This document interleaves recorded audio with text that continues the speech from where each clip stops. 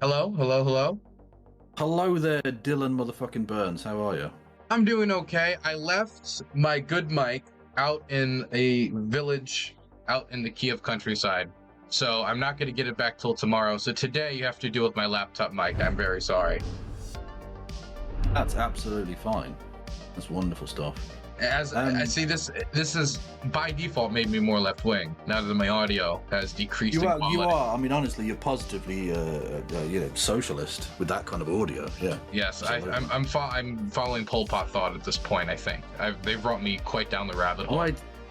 Well, yeah. Well, it's interesting. You're going to be doing anti-tanky talk with that kind of audio. Oh, that's hypocritical.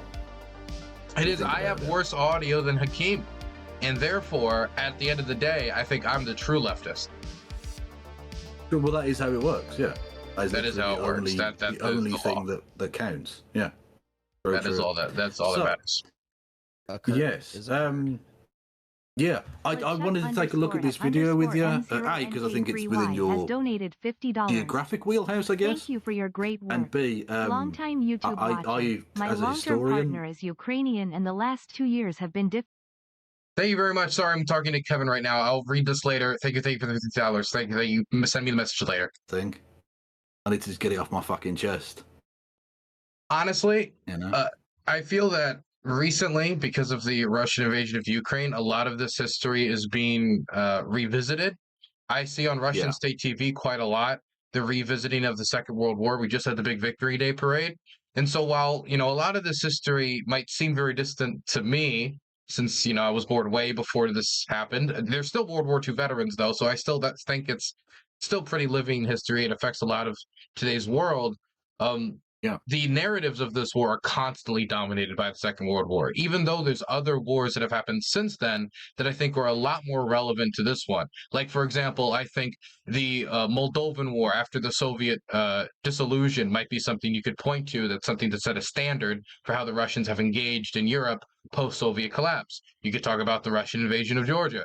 Of course, there's the 2014 invasion, which directly leads into this invasion. You could talk about the invasion of Ukraine back during Soviet times in 1918. There's a bunch of different wars you could bring up besides World War II, especially when you consider the fact that the Ukrainians per capita lost a lot more, maybe even in total numbers, but I know for sure in per capita lost a lot. I think more than any other Soviet state to the Nazis, and they were the center of Nazi Lebensraum policy. So I think sometimes, while not all comparisons are negative and bad, sometimes I almost get a little triggered by some of the comparisons due to how much Ukraine has sacrificed to the cause of defeating Nazism. Yeah, exactly. Yeah, it was about 4 million Ukrainians were murdered during the Second World War, and I think it was the worst affected in terms of per capita in the Soviet Union. Although Poland, as we were about to find out, was lost about 1/5 of its total population and stuff. But there are definitely parallels because, I mean, the reason I first started learning about this was during my college days when we were learning about the Holocaust. And literally the Molotov-Ribbentrop Pact, which is the thing we'll get to in a second with the video, literally sets up the geography of that entire thing, right? Because Poland is dissected into three between the western part of what was Poland, which became part of Germany, the central government in the middle, which was essentially a kind of Nazi colony, I guess, which is where all the death camps were, is where Auschwitz was and all the rest of it. And then the eastern part of Poland becomes bits of Lithuania, Soviet Union, Belarus, Soviet Union, and even Ukraine with the city of Lviv. And that the surrounding area there in what is now Western Ukraine was originally Polish. And so the geography of that region is dominated by this military pact between Stalin and Hitler. So even though, like you said, with the Moldovan thing, literally Bessarabia, a part of Moldova, is mentioned in the secret protocols of this pact. So it's the modern day geopolitics of that region is still so impacted by this.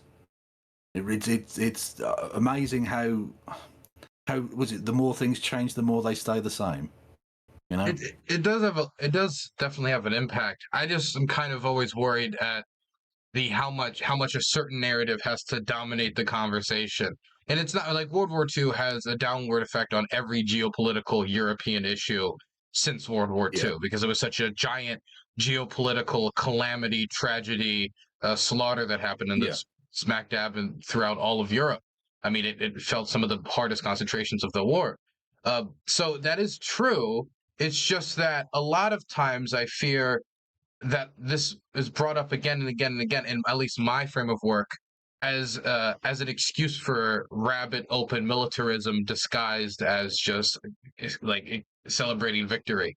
A lot of times when I see like Victory Day parades in Moscow, the themes are a little bit about, World War II. People's dressed up like World War II, even though the tanks are modern. During the march, the uniforms are modern. They show off their missiles, etc. But the speeches are very openly political, militaristic. We need to go into Ukraine and fight this. This is the new war against Nazism that we fought.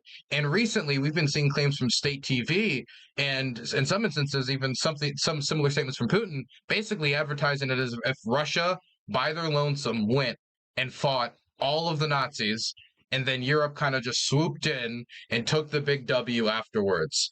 And with that type of military, not only removing the victory for the Western allies, who were very important for winning World War II, and keeping the Soviets in the game during the early stages of the Nazi invasion, but it also kind of portrays this idea of Russia as the unbeatable, Russia as the all-powerful. If Russia can defeat the Nazis on their lonesome, then certainly they can conquer any state in Europe on their lonesome. And so this is the dynamic of where I see the Hitler-Stalin Pact brought up most often. It is to counter this narrative. Not saying that's Hakim's narrative, but that's where I see it most these days. Yeah, exactly. You're quite right. Yeah, and I think it's discussed in the kind of Russian chauvinism that you see, both modern times and during the Cold War, because, like I say, 4 million Ukrainians were killed. There were various numbers of people killed from the Central Asian republics and from the Baltic countries and all the rest of it. Let alone the fact that, like you say, the Second World War is a great example of international cooperation to defeat evil, right? American Lend-Lease food and vehicles are the only reason that the Soviet Union was able to survive. It's the only reason that Britain was able to survive, frankly, as well.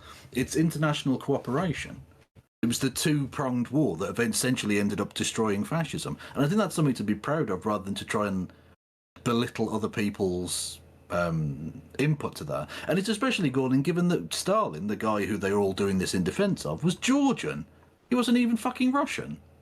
I mean, the reason... So I don't know how Russia can say they did it on their own. The fucking leader of the country wasn't Russian. I mean, there seems to be at least some acknowledgement that it was a Soviet task, that it was the Soviet Union that did this, but it's usually the Soviet perspective is dominated by the Russian perspective, and so when that's saying, it's kind of almost like, it was, Superman and friends that defeated the Nazis. That's what it sometimes feels like. A little bit, yeah.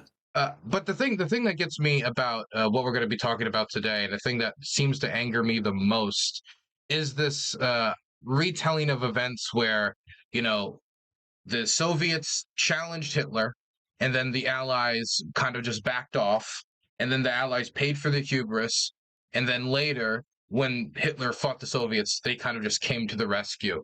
And there's a lot of detail that's left out here about, Nazi-Soviet cooperation, and not just Nazi-Soviet cooperation, but also the Second Republic, the Second German Republic, and the Weimar Republic, and how they worked with the Soviets and Trotsky to both develop weapons, develop factories, try to test German capabilities in the Soviet Union that they couldn't test in Germany due to the restrictions of the Versailles Treaty. To me, it seems like from the Soviet perspective, and it's easy to understand this due to the brutality of the time, you can still disagree with it morally, which I do. It was cold, calculated. We wanted to split up Poland because we didn't trust Pilsudski. We didn't trust the Poles. We never really accepted the artificial state of Poland. But it's almost redrawn now as kind of, it was just kind of the prelude to the Second World War. We actually invaded to save these people, and it was. It was all for the long game, and this kind of excuse making for this appeasement, when Western appeasement is rightfully condemned when it comes to Czechoslovakia or Austria or all the appeasement that happened there, it's rephrased in the Soviet context as necessary for survival. But of course, appeasement when it comes to Czechoslovakia, appeasement when it comes to Austria, appeasement when it comes to everything else, well, that was just bad appeasement. But when the Soviets did it, it was good appeasement. When all the appeasement was bad. Well, that's the Tankie narrative, which, I mean, I think, is this a good point to actually get into the video and have a cheeky little react Andy to this? how are we going to react to this? Are we going to have it go through Discord and we'll react at the same time and we'll just say what we say, or how are we gonna do this? Yeah, I'll just share my screen on Discord, I guess. Yeah. Okay, that works for me. Yeah. Okay, we can do that. 1 second. Okay. So yeah, he basically gives the the tanky bullshit that you just sort of outlined there. Okay. Right. Let me bring this up on screen. So I have it up on screen. 1 second. Oh, there we go. We good? Yeah, we should be good.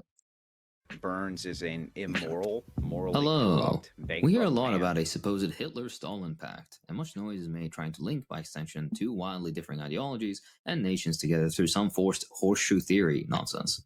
If you're unaware, the horseshoe Can theory we pause claims this? that and the far right. I mean, I don't think that the way people try to connect them is necessarily horseshoe theory.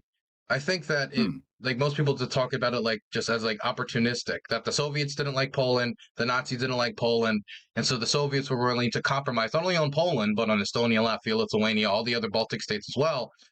They're willing to compromise on working with the Nazis on taking this land for their own means, because they thought that down the line they would just be able to spread communism through their own means, and that they had to jump over this hoop of getting rid of Pilsudski and getting rid of the Polish independent state because it was a barrier to their entryway into Europe, whether for the spreading of the proletarian revolution, as some people would put it, rebuilding of empire, as other people would put it. But it was never about that these ideologies are the exact same, just that they were willing to stoop to very similar disgusting behavior when it comes to splitting up their neighbors, when they could have collaborated with their neighbors against the aggressing state. Yeah, absolutely. Rather than being at opposite and opposing ends of a linear political continuum, are instead incredibly similar. This is the sort of brain-dead take you expect from so-called liberals who consider themselves enlightened when doing their both sides are bad shtick. Historically, these You feel called out? Both sides don't have to be equally bad. They could be bad for different reasons, and then they can engage in similarly repulsive behavior, or behavior that isn't the exact same but both repulsive. And I would say that working with the Nazis to create a plan to split up Poland, and not just Poland but other parts of Europe, I would say that's bad, especially considering that there were other countries trying to stop that invasion and use deterrence to stop it. And by working to agree that deal with the Germans, you destroyed that deterrence. You eliminated that deterrence, destroying a fear from the Germans of any Soviet attack from them if they were to attack Poland. It messed up the balance in Europe, and it helped contribute to the start of the Second World War. It has nothing to really do, in my mind, with saying that Stalin and Hitler are butt buddies in ideology. It has more to do with they were butt buddies when it comes to brutalizing Poland. Exactly, that's the point. It's not that the ideology is exactly the same, it's that the authoritarianism is far too similar to ignore. So-called liberal center has always immediately sided with the far right when it came down to it, while the far left was the only one to have any real form of successful and organic resistance. But that's not why I'm here today. Let's discuss the Molotov-Ribbentrop Pact. Note, the USSR and the Stalin era specifically was an incredibly nuanced episode of history. There are no great men. History is made by people and material conditions. Actions aren't taken in a vacuum, but instead are affected by real deficits and changes as they occur. Very rarely does something in history happen because someone is crazy, whatever that means. Much more commonly, we're... Now, he's outlining here that a true thing, right? The great man theory of history is ridiculous, and the fact that absolutely, I agree with him wholeheartedly with that. But a lot of people look at history that way. It's I don't know if that's Hollywood's doing. I don't think it's just Hollywood. To be completely fair to the people who it was like 19th century historians who wanted to have like a simple narrative of why things happen. I think it's also a lot of early history is just family history, just people wanting to write down they had a cool horse and a cool mansion. And so I think maybe it comes down from that. I honestly don't know enough about this to say where this came from, but I could imagine it coming back from people using history to really just brag into eternity. Yeah. But the problem is, he's outlining that the great man theory of history is wrong, but he's doing this entire video to defend Stalin, and just Joseph Stalin. That's all this video is, basically, is try and get Stalin off the hook for his, riding Hitler's dick. I do have to say that the longer communists and Marxists concentrate on defending Stalin, the more that will appeal, I think, to everyday working people. I was talking to Iowa Joe the other day, and he was like, "I will only vote for the I will only vote for the candidate for president who makes a strong defense of the Molotov-Ribbentrop Pact." It's true, absolutely. Honestly, the crushing of the uprising in Poland was definitely, the Prague Spring. The crushing of the Prague Spring is a huge issue for the median voter in Ohio. Definitely. Very important. Very important. Or simply missing or refusing to investigate the context. You don't have to like the USSR to be fair to the conditions it found itself in, nor do you need to agree with the actions taken just because you can understand why a certain action was taken. Broaden your mind a little, don't insult your intelligence, and be better than those that lap up the laziest pop history propaganda. Let's get started. A frequent trope we hear is this: the 1939 Molotov-Ribbentrop Pact was a military alliance between the USSR and Nazi Germany. This framing usually follows attempts of... Can we just throw out there for a moment? People can use whatever term they want to. Eventually, what the Germans and Russians would call it, and this is just how I refer to it, because it is not exactly like the Axis military pact. There's a difference there. They called it a friendship agreement. That after they invaded and they took over Poland, they rewrote it and they amended it, not really rewrote it.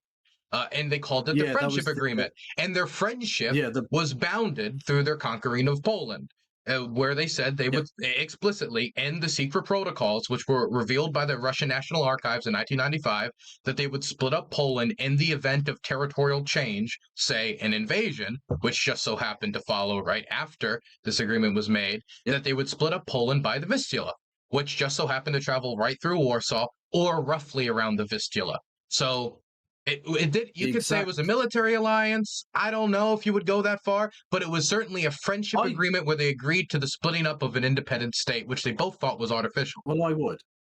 Well, I absolutely would call it that. They called it a defensive pact initially, and then, like you say, a friendship and borders agreement.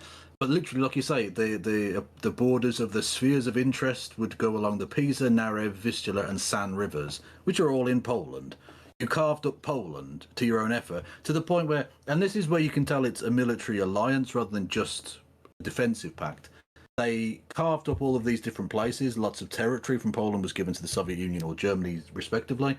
And they even had a joint military parade at the handing over of the Brest-Litovsk military academy in what is now Belarus.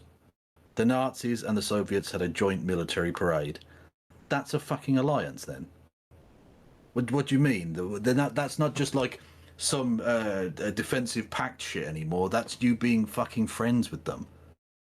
Come on. The thing is, I would say that the United States is friends with many countries and has like productive relationships with them without necessarily being military allies. I could see how someone makes the argument, but at the end of the day, the nuance isn't whereas Stalin and the Nazis. One second, I just got a donation. Swiss has I'm just going to mute it. Never mind, I won't mute it. Stayed out of Poland. It could have stopped Hitler right there. Poland having to fight two fronts made it fall quicker. That is true. Poland having to fight two fronts did make them fall quicker. They had a plan to keep fighting the Germans, but that plan was kind of destroyed by the Soviet invasion. Now, if the Soviets would have stayed out of it, maybe it wouldn't have changed the outcome of the war dramatically that much, but it certainly would have meant the Germans would have had to fight the Poles for longer, the French and the British would have had more time to prepare, and if, say, another power got involved, maybe they could force the German expansionism back. But instead, they also, the state in question, so people can guess which one, also decided to take the opportunity to engage in expansionism itself. I was about to say something before continue. In typically Stalinist style, they use the great excuse that because the Polish government, because it was within artillery fire of German forces, evacuated Warsaw, technically the Soviet Union claimed that the Polish government no longer existed, so its non-aggression pact with Poland no longer was in effect, so they could just invade anyway. It was very. It's easy. It's interesting that when you sign a deal with a fascist power and that fascist power invades, that means you just get to invade with impunity anyway. But it's totally not a military alliance, honest guys. It's like for me, the specific word that people want to use matters less to the fact that the Soviets gave an opening for the start, the major gun going off, if you want to exclude the fighting in Asia, for the start of the war in Europe. And without the threat of Soviet intervention, even if they just would have kept it in the air, what they would have done, that deterrence from the East completely broke down. And so all that was stopping them now was the French and the British, which was not enough. And not only did they do that, but they assisted them in other ways. For example, the handing over of German communists who were then later killed.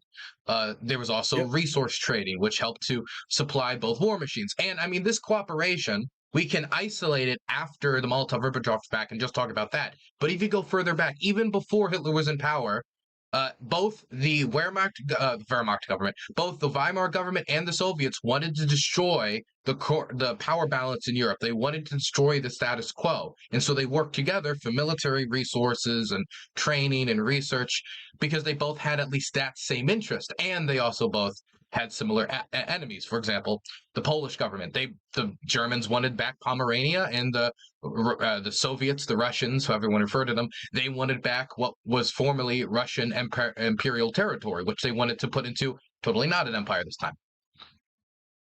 Totally not. No. USSR and Nazi Germany, and by extension socialism and fascism, in an ideological attempt at painting a certain strand of liberalism as apart and somehow more legitimate to the concepts of integrity, quote-unquote, being on the right side of history, etc., than socialism.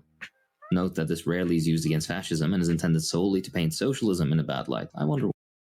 No, I don't equate socialism and fascism, because you, as a Tankie, are not a socialist. You're just a fascist with a red coat of paint. Simple. I honestly, from my perspective, I think he is a socialist. I could just disagree with a socialist, and I just think that he's probably a much more authoritarian socialist than I would personally ever be comfortable with. But that's just my wibbly wobbly liberal spine just flopping around. Bro. Background information. Soviet Russia and the subsequent USSR, having only fairly recently won a short but brutal civil war with Tsarist forces and invasions by many foreign powers, oriented foreign policy towards Germany in the mid-1920s. Two lesser-known treaties, the Treaty of Locarno and the Treaty of Special Relations with Berlin, helped shape that Soviet foreign policy. By the way, just going to totally go over the Russo-Polish War.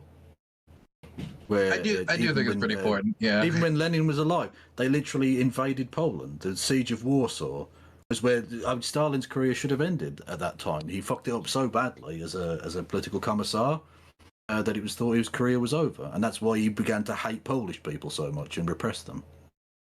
Yeah. What did he say during the during the purges? What was it? Oh, I think I have it written down somewhere. 1 second. Keep cleaning out these Poles was one of the phrases he definitely used. I think that is what I'm... This Polish...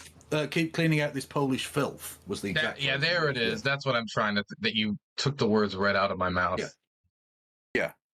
You did, yeah. During the... both the Great Purge and the Great Terror as well, the Uzhobzhina.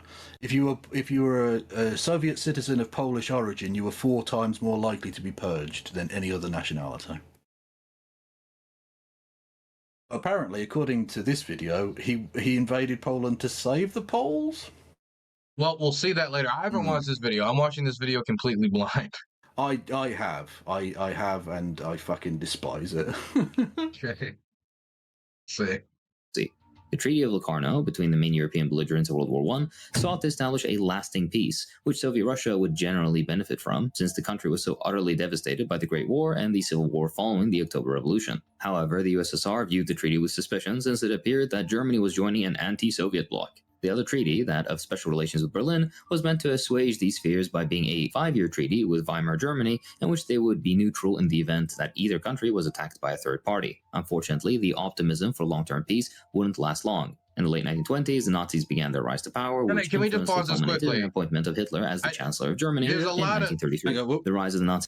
There's a lot of stuff here that I feel like is being left out, like military cooperation between the Weimar Republic and the Soviets when it came to the production of aircraft. I mean, it was a huge scandal in Germany when the story broke that they were making Soviet aircraft in Russia with German factories investing so that they could have access to, research and production that they wouldn't be able to because of the restrictions of the Treaty of Versailles. That was in like 2025, 2026, the same time period. Now, I'm not saying that the Weimar government didn't hold any like aspersions towards the Soviet Union. I mean, if the Soviet Union's goal is the spreading of communism, the Weimar government's not going to like that. But they saw the Soviets as a partner in challenging the Versailles status quo, which they would work with both during the Nazi regime and the Weimar government in order to challenge that status quo. That isn't to say there wasn't any rivalry, but it's a lot more complicated than I think is talked about here. And also, it's the rivalry of two empires. But one of them admitted to being an empire, and the other one pretended to be anti-imperialist. Nazis caused the USSR to refocus its foreign policy efforts to combat this threat. The policy, which came to be known as collective security, attempted to strengthen relationships with France and Britain in an attempt to isolate Germany. Meanwhile, the fear of Western leaders' imaginations and the interests they served led them to irrationally fear the spread of communism and were also notice that even under his map, Crimea isn't a part of Russia. What's going on there? Uh-oh.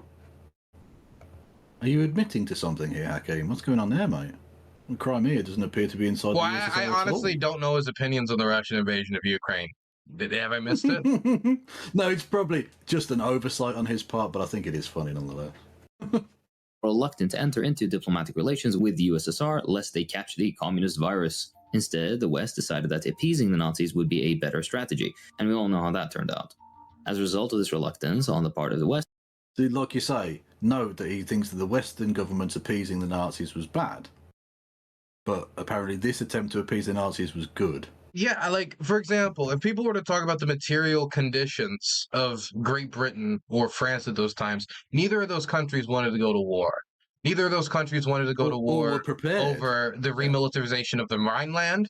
Because if you're going to talk about the horrors of World War I, you're going to reopen that over the Germans putting troops in their own territory in a treaty that's almost universally agreed to be possibly at least a little bit too harsh, even in French and British countries where the sympathy towards that was growing at the time. Like, you could talk about the political reality that these countries found themselves in at the time, and you can make excuses for it. It's just that I don't think that those excuses make up enough for the bad policy decisions of people like Neville Chamberlain, other Western leaders, because they should have had the political and diplomatic forethought to see that, even if it means short-term political consequence, stopping the Germans before they take over Czechoslovakia, which had Skoda Works, the largest, I think, arms manufacturer in Europe, some of the most productive arms factories in the country. When they ended up invading Poland, it was with the Czechoslovakian tanks and arm manufacturing fueling that war effort.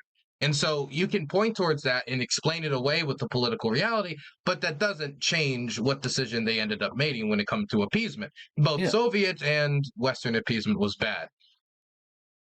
Yeah, absolutely. But again, it's the hypocrisy that I can't stand. It's if appeasement by Stalin is good, then why isn't and we need to understand and be really sympathetic to the material conditions of the Soviet Union. Why is that not the case for, say, Britain and France, who, like you say, weren't prepared for a war, the people didn't want to go to war, and especially when you mention, like, Czechoslovakia or whatever, the Munich Agreement is shit on for obvious reasons. It didn't work and was, a bad piece of policy. But the thought that the Sudeten Germans wanting to reunite with Germany, so it was just Germans joining Germans, who wants to go to war for that? That seems like a thing that would just happen, right? The same with the Anschluss, the joining of Austria. People didn't want to go to war for that. To stop Austrians living with, to stop Germans living with other Germans. No one cared that much, Like, it was a bad policy in the long run, but there are reasons that if you wanted to, you can give them an out. And he's just incredibly uncharitable to everyone else, but wants everyone to be super nice to Uncle Joe. And that's not how it fucking works. The USSR was forced to fend for its security alone. Back to the video in just a second. Let's hear from Keeps. Male pattern baldness is a genetic condition that affects 2 out of every I don't think so. Keep clinical flexibility and area workforce. So offer to get calm. Now let's get to the background of the Pact. The Treaty of Non-Aggression between Germany and the Union of Soviet Socialist Republics, more commonly known as the Molotov-Ribbentrop Pact, so named for the signatories of each government, the foreign minister of Nazi Germany at the time, Joachim von Ribbentrop. Oh, fuck off. Not your kid? Not your problem. God damn it. And Soviet Foreign Minister Vyacheslav Molotov. The agreement was simple if one ignores the secret provisions. It's Why would you ignore the secret provisions? We'll probably get into that later. We'll get into that later, surely. I think so, yeah. straightforwardly lays out a 10 to 15-year period of mutual neutrality in which neither country would commit aggression against the other, support or provide aid to a third party committing aggression against the other, among stipulations regarding peaceful solutions. By the to way, disagreements wasn't it between the true? And maybe respective countries. maybe I'm shooting from the hip here. Again, watch this video blind, so recalling all the specific treaty names and stuff is not easy for me. But isn't it true that both the British and the French also signed non-aggression pacts with the Soviet Union around this time? There was an offer of such, and they could have done a lot more with that, because the Soviet Union wanted to join in initially an anti-fascist pact, but they were going to slow off the mark, and so he went with Hitler instead, sort of deal. But yeah, there were what was it called? Not mutual assistance pacts or something like that, where there was like that was what allowed the original Lend-Lease stuff to go through British Persia into the Caucasus, into the Soviet Union, that route. And of course, they would eventually become allies anyway. But yeah, I think that another criticism could. Yeah, I'm looking right here. Soviet-French non-aggression pact, November 29th, 1934. So they have signed that. That doesn't mean they're not necessarily still probing against each other. And so, I mean, the Soviets also signed a non-aggression pact with the Poles. So, I mean, a lot of times it's just it's just paper at the end of the day. But and with Japan and all sorts. Yeah. It just for me, what confuses me about this is like if this is the problem is here that the Soviets had to go about it alone. They had to do this foreign policy alone, and so they were forced into these tough decisions. If there was an understanding from Hitler's writing that he eventually wanted to destroy communism, he wanted to destroy Jewish Bolshevism, however he puts it, then shouldn't the logic be, unless the goal is to just dominate Europe as a whole and to also dominate the Western powers as well, and using this as a device to nip it in the bud as early as possible? Why make these pacts in the first place? Is it under the assumption that Hitler was going to then invade Poland and then the USSR and the British and French were going to back him up? Like, what was essentially? Well, not necessarily back them up, but essentially it's in the same way that appeasing Hitler from the Western powers was buying time for them to rearm. You've got to bear in mind that the Soviet Union was had to industrialize first before it could even really arm itself with modern weaponry. So it makes sense to buy time. The problem is, you could just sign a non-aggression pact that doesn't involve you acquiring the Baltic states and huge parts of Poland. Well, we'll That's get into imperialism. I mean, if you think that the Germans are going to take over these states, the goal should be to try to deter them from taking these states with the other powers that are set towards deterring them. I think that it was a little bit of opportunism as well. It's like, well, if the states are going to fall, might as well take as much as possible, which also gets rid of a different problem we had. Exactly, it's imperialism. The only reason that those Baltic nations were ever a part of the Soviet Union was because of this deal. They were being imperialistically occupied. Yeah, decided by not at the table, by the way. Years. Decided by Germans and a Georgian leader leading the Soviet Union. No Estonians, Latvians, Lithuanians, or Poles in the conversation whatsoever. But they were then strong-armed into signing friendship treaties that eventually turned into annexation within 2 years. Brilliant. Again, the great anti-imperialist. Friendship is nice. Wonderful. Friendship is nice, but when you've got tanks pointed at you, it doesn't feel bitter much lefty like Kevin Logan stands against friendship. True. So much for the tolerant left. However, there are 4 so-called secret provisions, and the famous partitioning of Poland isn't among them. Is it not? Should we take a look? I mean, I don't need to take a look. It's in there. It's just, can I guess? Look, I haven't seen this. Can I guess? I've heard this before, and usually the argument is that in the documents, it does not literally say, we'll get half of Poland, you'll get half of Poland, we'll invade together. It's that the documents say, well, in the event that Poland gets invaded, we're going to get this and you're going to get that, which isn't technically a plan to invade together. And it isn't even technically a partition of Poland outright. It is just a potential partition of Poland in the event that a country invades them. And then one of the makers of the plan, the Germans, just so happened to invade them afterwards. And then it worked out exactly as they said it was going to work out. Yeah, it's a partition. They planned the partition and then just, it's like, I'm not going to plan to bomb you. I'm going to make this button that if I press it, then you will be bombed. Yeah. And then I'm going to lean towards it until I fall on it. Like that. Like you bomb them. Yeah, you exactly. Like, yeah, you didn't accidentally do this.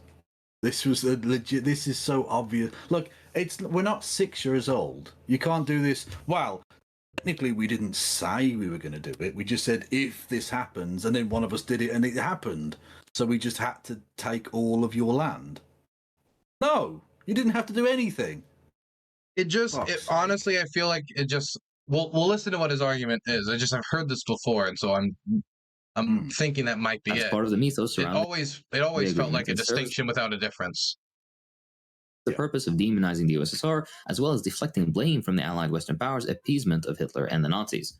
The article that is misconstrued as Stalin working with Hitler to split Poland in half territorially for the same expansionist ends actually states something quite different and reveals the true Nazi intentions, which we'll discuss in the next section. Suffice to say, it takes quite the quirky reading of the article to come to a conclusion as outlandish as Stalin conspiring with Hitler to split Poland. It takes an equal amount of audacity to... Quirky.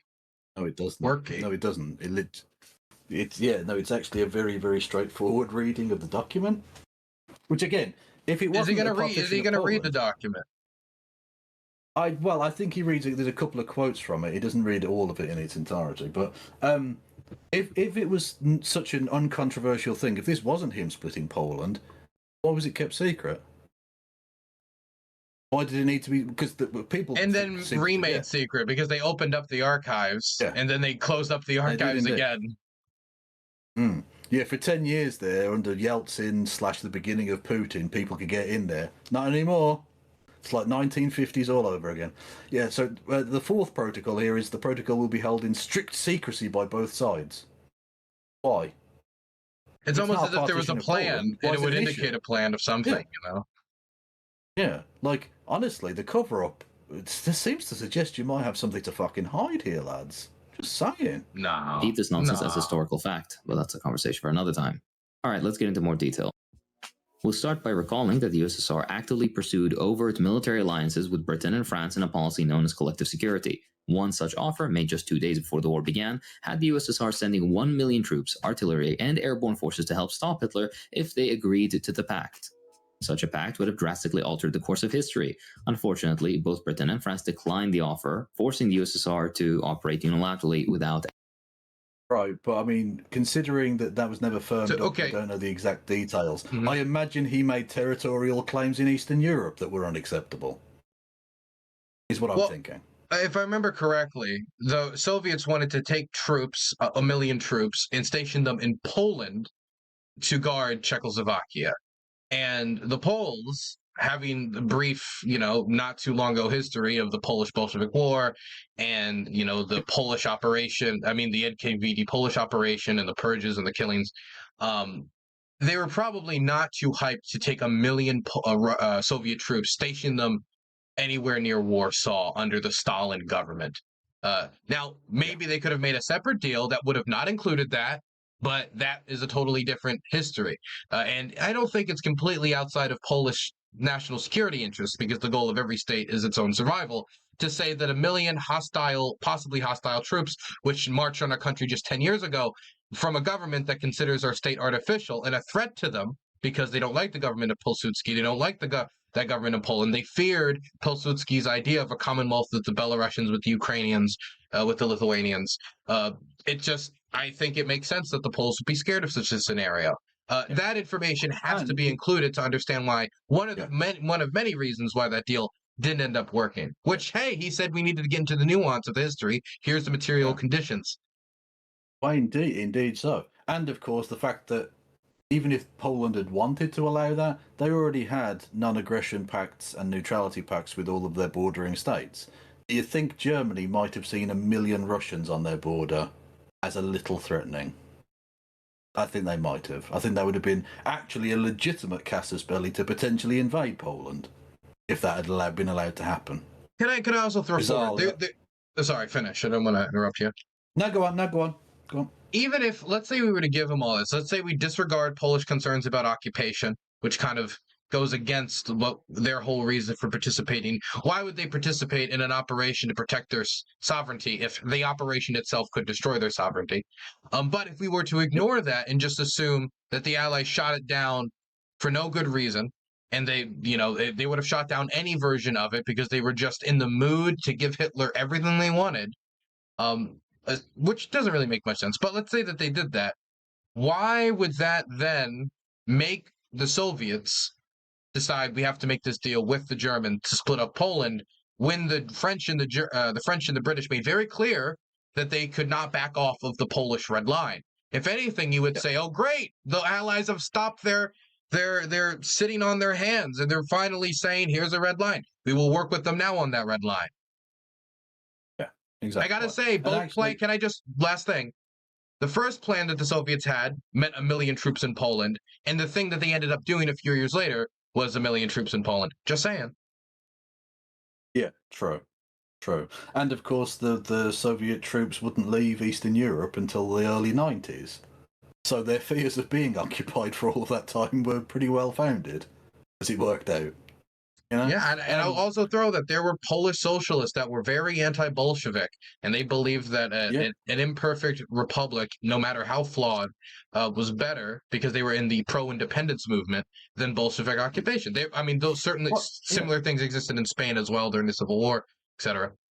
Absolutely. Well, look. As myself as a socialist, Stalin arguably killed more socialists than any human being who ever lived. So, he's not a friend of the socialists. Anyone who wants their independence or any semblance of democracy or human rights, he's not your friend. He never was and he never would be. People knew what had happened during the purges. People knew how he'd stabbed people in the back in the Spanish Civil War. The Allied support. With the collective security policy not bearing fruit, the USSR decided the next best course of action was some kind of treaty with Germany that would delay the war machine the Soviet... Oh, some kind of treaty? Okay, let's say that's true. Let's say they need to have some kind of treaty. Why did they need to partition a third party's land? They didn't need to take Lviv. They didn't need to take Vilnius. They didn't need to take what is now the western part of Belarus.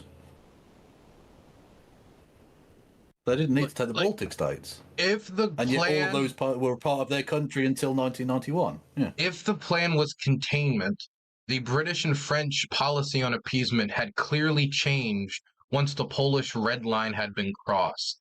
Why not make a deal to help contain the Germans at that point if the purpose was containment and not, say, expansion? Yeah. Exactly. Yeah. I mean, it's just naked imperialism at the end of the day. Soviets knew were coming for them. Soviets understood that the West's appeasement policy that had resulted in the annexation of Austria and Czechoslovakia was a failure and prelude to an expansionist war by Germany, and that... Right, and literally... So let's give them half of Poland. This attempt at appeasement also failed and led to an even larger and bloodier expansionist incursion into the Soviet Union. So this was an even bigger fuck-up. A much bigger fuck-up. Poland was in Germany's crosshairs next. The Soviets sought to buy as much time to prepare and therefore was left with the unenviable position of having to sign a non-aggression treaty with Germany in order to provide for the security of the USSR and her citizens. All this is also forgetting that the USSR was the last country to sign a non-aggression pact after Poland and France and... But can I just say, right, all of these pacts, right, is correct. All of these countries had signed these pacts with the Nazi government, which you can argue is bad in the long term, but... And it's that they were the government of Germany. If you wanted diplomatic ties, you had to deal with fucking Hitler, unfortunately. Secondly, all of these agreements were to stop a war. The Soviet, the Ribbentrop-Molotov Pact was to start a war. Deliberately. It was setting the stage for a war. Poland. Yeah. Yeah, exactly. It was to allow two countries to start a war against the third country, not to prevent war from taking place. So the idea that any of these agreements are remotely comparable is ridiculous. And also, Belgium, can I just Baltic say countries, that they were the last one to sign it. Okay, so they signed the non-aggression pact when Hitler was at his worst. But of course, if it's for survival, then it's a different thing. But they were the last one to sign it and the last one to drop theirs. Because after Hitler invaded Poland, they kept it. After Hitler invaded Denmark, they kept it. After Hitler invaded Belgium and the Netherlands and France and conquered and conquered and conquered, they kept them. After invaded Greece, they kept it. They kept it through all this time. Not only did they keep it, they continued to train with them. They handed over the German communists to be killed in the machines of the Holocaust. They even And they managed they helped circumvent international sanctions, getting rubber from the Far East. That is they couldn't true. import because of international sanctions. That is that true. rubber was then used to create the tanks that invaded the Soviet Union, you dopey bastards. Brilliant. Now, people can say that it was to buy time. That they can say that, but you could say the same thing about the Czechoslovakians when it came to appeasement. The reason why they were just buying time. They were just, now you could say maybe they didn't think it was inevitable in the same way that the Soviets did, right? But then you could say that why would the Soviets not sign on to the war sooner when it would be Poland, the Soviets, the British, and the French, supported by the United States, before they had taken Warsaw, before they had taken France, before the Netherlands and Denmark and Norway and all these other countries where they took their industry, they took recruits, they took all their weapons and they integrated them in the German war machine. I mean, couldn't you make a critique of going about the strategy of delay it instead of jump on it while you have the opportunity? I mean, the majority of the German war machine was drawn by horse and carriage, just like most of European armies at the time. Yeah. Also, a little known sort of part of all of this, when you mention all of the countries that were invaded after the signing of this pact, that the Russians were absolutely, or the Soviet Union was fine with, apparently, was that not only were they passively allowing the Nazis to take over France and Norway and Denmark and all those other places, but they were actively curtailing the resistance efforts of communists in those countries so as to not cause a problem between the Soviet Union and Nazi Germany. That's true. It created a big divide between Moscow and a lot of the communist movements throughout Europe that felt like it was their duty to resist against Hitler. Yeah, and yet the Communist International was literally telling them, don't resist. So they were seeing Nazi tanks run through their towns, and they were being told by the people that they thought were like the leaders of international communism to just accept that. By the way, the Western non-aggression pacts didn't come with secret protocols, by the way. Well, that's what I mean. Yeah, these were not. These were ultimately to try and prevent war. They were unsuccessful and they were shit in the long term, but they were attempts, however fragile, to try and prevent a massive war from happening. Whereas this was to try and start a war. Also, when the Poles signed a non-aggression pact, they signed a non-aggression pact with Germany and the Soviet Union basically at the same time, because they wanted to, keep distance from both. Yeah. Realizing that realistically, if either of them invaded, they couldn't really defend themselves. That's true. There's not really a lot. There's not a lot of geographic barriers between you and just sort of strolling into the flatlands of Poland. It's a very easily invaded place from both sides, unfortunately. And you've got two massive superpowers who've just reindustrialized and militarized. So you do what you can. Yep. Amongst others. That's always never mentioned. I wonder why. If you think this explanation sounds conspiratorial... What do you mean it's never mentioned? The Munich Agreement is mentioned all the fucking time. Literally, when anyone thinks of Neville Chamberlain, they think of the Munich Agreement with him sat on the, outside the plane with the white paper, peace in our time.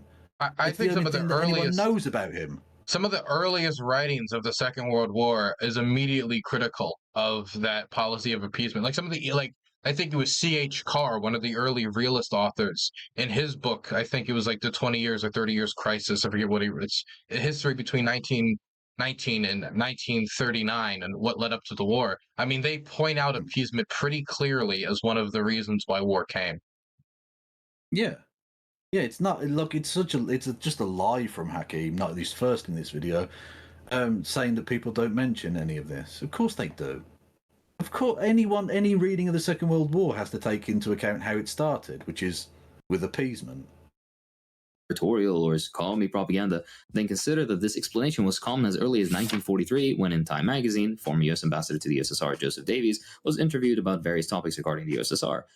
Let me just point out, this guy is a fascinating example of someone going native, as they call it in diplomatic circles. Joseph E. Davis was the US ambassador in Moscow for a few years, but he clearly became essentially a devotee of Stalin. He literally described the Moscow trials, which is where these generals, Tukhachevsky and all the rest of it, were put on trial and tortured into giving confessions of being a part of a Trotskyist conspiracy, and they were all executed. It was part of the Great Purge. It was sort of the pinnacle of the purge, if you will. And Joseph Davis gave a ridiculous description of this as being an entirely fair trial that no one could have any problem with whatsoever. I mean, there's people that do that work today too. People go to countries and like say, "Oh yeah, the election here was totally free and fair." The Russians had that for occupied Ukrainian territory. People do that in Syria as well. I think like Scott Ritter does something similar now for the Russians. Like it's that dancing monkey rule has always existed. It exists in the United States too, by the way, for foreign countries. You can see them here as well. It's just harder to spot when you're the country that has the monkey dancing inside of it. True.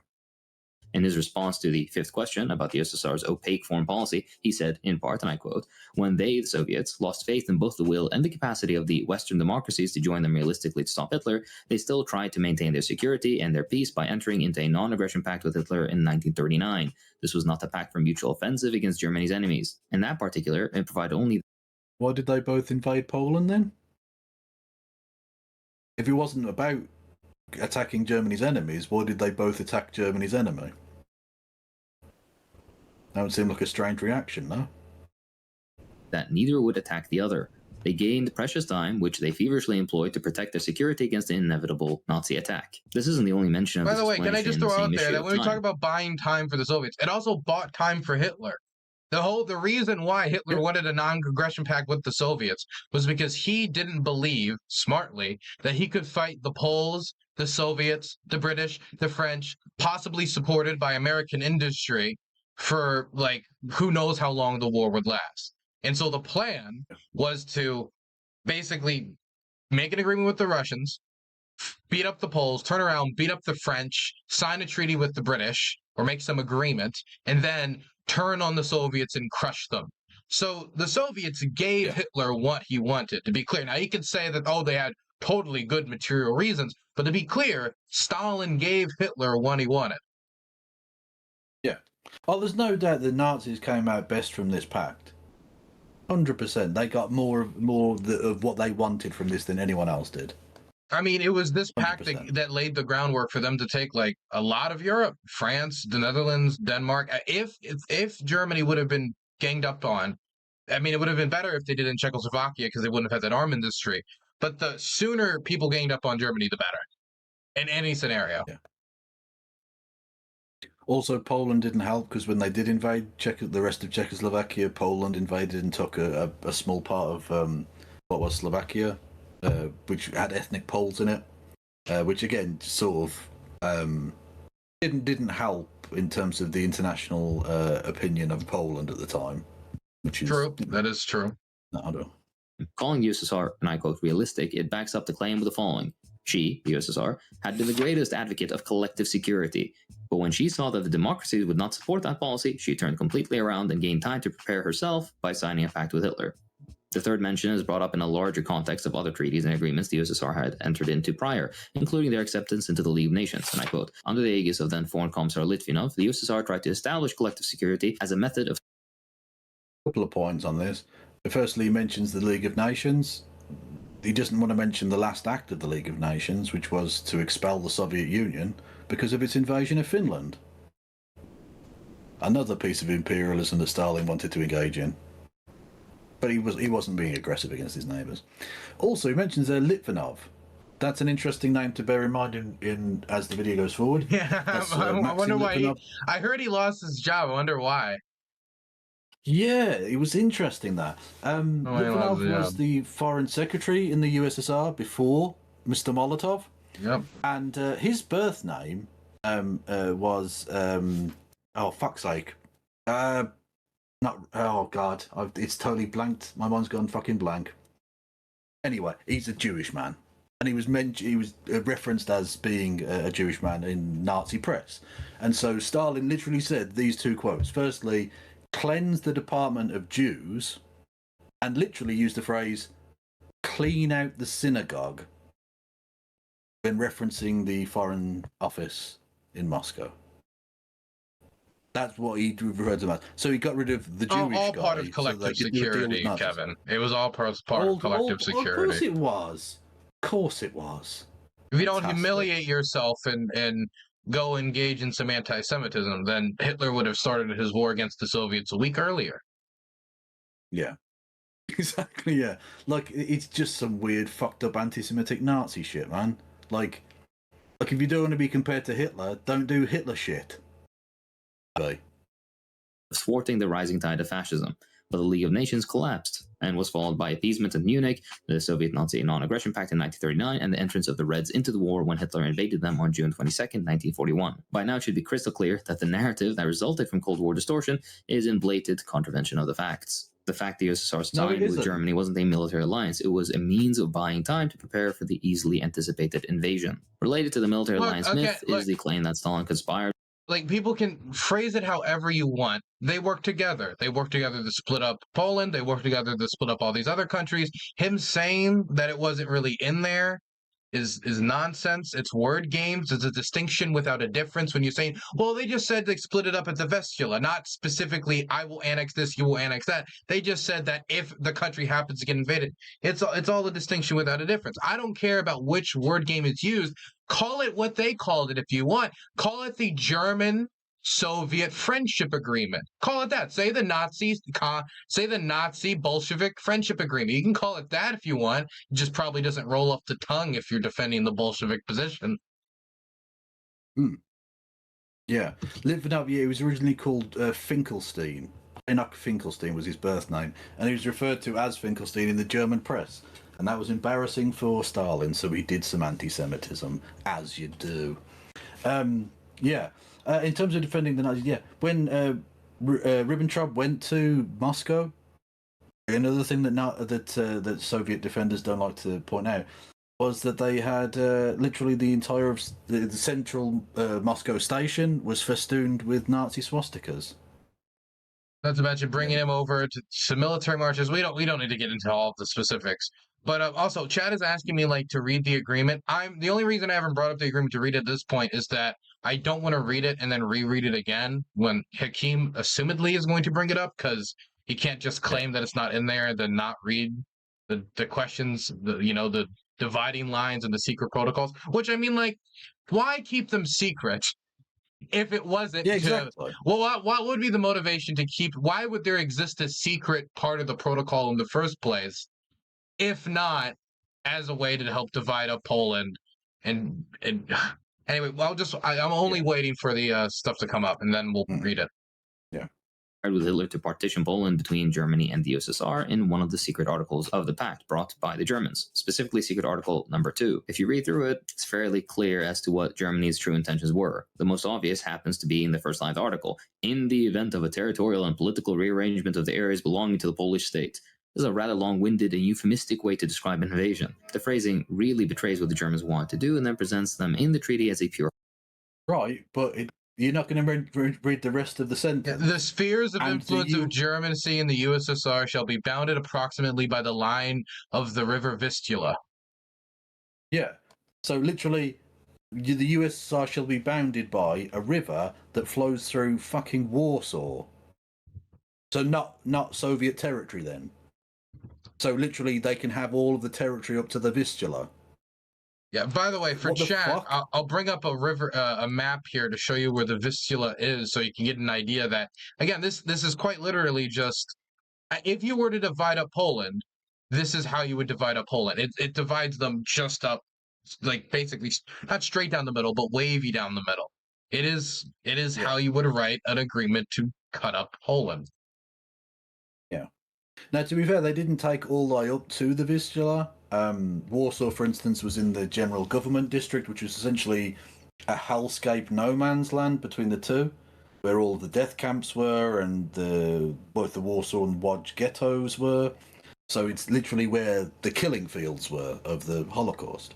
But even so, the Soviets did nothing to deter the idea that they just took the land that they wanted. Yeah, again, they could have just said, no, they had we want a non-aggression claim pact, to this. not an agreement to help start the war. Yeah, they could have just not invaded Poland. No one made them do it. Like, he could have said, we would prefer Pilsudski's Poland to a fascist Poland. It could have been as simple as that. Whatever. They could have respected the independence of the Baltic nations. That would have been cool. That's true. They didn't do that, though. Hitler hadn't even invaded the Baltics. Yeah, exactly. Well, not yet. He did in the end, but yeah. At this point, the first country to invade them was the Soviet Union. Yeah. Also, it kind of makes me cringe to hear, like, oh, they were buying time. Hear this again and again and again. And, like, maybe I would accept this Moore's explanation. I still wouldn't, because there's still so many levels as to why I think it was wrong to do it the way they did it and to annex Poland in this way, to sign away Poland's future. But if Stalin would have been prepared for Hitler to invade come 1941, maybe I would be at least a tiny bit more sympathetic. But, I mean, the Soviet Air Force was smashed. The bullets for the Soviet planes were taken out, and they were in separate containers, so the Soviet planes were sitting ducks at the airfields. So many units got surrounded. Stalin was inactive for a good period of time before eventually being spurred into action to do something. He couldn't believe what had happened. And so maybe I would be more sympathetic to this if Stalin was completely unprepared for the war anyway when it came 2 years later. He had 2 years to prepare, and he was not prepared. Yeah. He spent an entire week basically having a mental breakdown in his dacha at Kuntsov. Oh, we need to prepare. Quick, kill all the high-ranking military officials that have knowledge of how to fight a war. The Politburo literally had to go and drag him back to Moscow to do something, to do anything. And even then, the first radio broadcast, he made Molotov do it. Because he was so fucking broken. Like, this is a propagandist and an authoritarian who couldn't get his... Well, no, he was ready. He was ready at that point. Beyond his control. Because at that point, they had fired their Jewish foreign minister. So the Germans were much more intimidated when Molotov went on the airwaves. True. Very true. Like, they built up their industry. They got weapons. They did stuff in those 2 years. But when the invasion came, they were thoroughly unprepared. At least if they would have gathered their armies and been prepared for the war, knew it was coming in 1939, it wouldn't have just completely smacked them in the face, and they would have had some form of a Polish ally, frenemy, whatever you want to call it, as well as a France that was still in the game, a Netherlands that was still in the game, a Belgium that was still in the game. There would have been Norway. And ultimately, in terms of his unpreparedness for the war as well, any Tankie who wants to bring it can shut the fuck up, okay? There was a communist printer in Berlin who got hold of a copy of a phrase book that would be printed at his shop, the shop which he worked at, the workshop, which was a German, Soviet, or German-Russian translation book, which had things like, "Take me to the leader of the collective farm," translated into German, "Are you a communist? Hands up or I'll shoot." Things like that was going to be given out to German soldiers for an invasion of the Soviet Union. This was passed to the German ambassador in Berlin, who then sent it immediately to Moscow, understanding that meant clearly that they're fucking doing this, right? They're going to invade the Soviet Union. And he literally screamed down the telephone at him, "Misinformation has now reached ambassadorial level." Oof. And it wasn't just that. People look at how Netanyahu's government was unprepared, and in modern day, we could acknowledge how much of a failure that was. If you look at Israeli political society, look at it as, oh my God, how could you fail on every single level? But when it came to something on a much grander size, many more lives at stake, the complete fascist takeover of Europe, and he was off the ball when the whole justification for him splitting up these countries, and we haven't even gotten to the Katyn massacre, we haven't even gotten to the killing of the Polish intellectuals, the killing of Polish Jewish scholars who didn't like the Bolsheviks. Like, we don't need to get into all of that, but the moral justification for all of this would have been to stop the Nazi advance. And then the Nazis advanced through it anyway and did the Holocaust in the territory that they were taking to protect anyway, because the Soviets were completely unprepared. Oh yeah, exactly. If you want to talk about failed appeasement, this was an attempt at appeasement that started a war that killed 26 million Soviet citizens. I'd say that's basically the biggest fuck up in history, isn't it? Maybe? No, it was Maybe starting the my Cultural YouTube channel. Revolution. That was probably it. Oh no, to be fair, that is. I think people will remember that as literally the trough of Western civilization. Yeah. My YouTube channel? Remember, this is a Yes. Yes. The darkest time in Western history. secret provision of the treaty, which only serves to further make clear that Germany was starting in Poland in what had till then been a series of easy, albeit diplomatically draining, annexations via the appeasement by Western powers. After all, while the Germans made it obvious that they were bent on expansion, they still wanted to have the veneer of plausible deniability. They soon used another euphemism for invasion as well, since the existence of an independent Polish state is implied to be in the hands of the signees' respective governments rather than, the Polish people themselves. Poland was unfortunately really affected by anti-Semitic. We'll get into anti-Semitism shortly. You don't even have to read into it that they didn't think it was in the hands of the Polish people. If spheres of interest of Germany and the USSR run to the Vistula River, do you think the Polish people would have voted to allow that? No. Because I don't think they would have done. And the Polish people didn't want Soviet occupation. They didn't want the Katyn massacre. They certainly didn't want the Soviet Red Army, this gets a little later, to just kind of sit back and wait as the Warsaw Uprising went underway. I mean, there's a lot of things that the Polish people didn't want that happened anyway. Yeah. So the idea that it's somehow like Stalin was facilitating the will of the Polish people is interesting. Yeah. Conspiracies in the form of Judeo-Bolshevism. The extremely stupid idea that Jewish people were overrepresented in and thereby controlled the Soviet government. This anti-communist sentiment was a powerful guiding force. Point out, when sacking Litvinov from his position, which to be fair to him, he didn't then purge him in the way that he did with many other people. He was allowed to live on until about 1950 or something. Anyway, he literally used the phrase, clean out the synagogue. Now, if that's not Judeo-Bolshevik, if that's not JQ posting, I don't know what is, mate. Come on now. He was Judeo-Bolshevizing himself as a Bolshevik. Genius. But apparently we should only focus on Polish people being anti-Semitic and not Stalin. Because again, this video is literally just defending Papa Stalin. That's all. Force in the Polish foreign policy. Obviously shunning the possibility of an alliance with the USSR, Poland sought to force strategic military alliances with Britain and France to guard against a Nazi invasion and signed a mutual defense pact only months before the invasion would actually occur. In this context, Stalin had to make a difficult decision about how to best allow the USSR to survive the oncoming assault, which would be called Operation Barbarossa, which began in 1941. Additionally, the notion that Wait, what were the choices? Was the choice Union to do anything? What were the choices? Can we hear the choices? Was it do nothing or ally with the Nazis? Were those the only two options?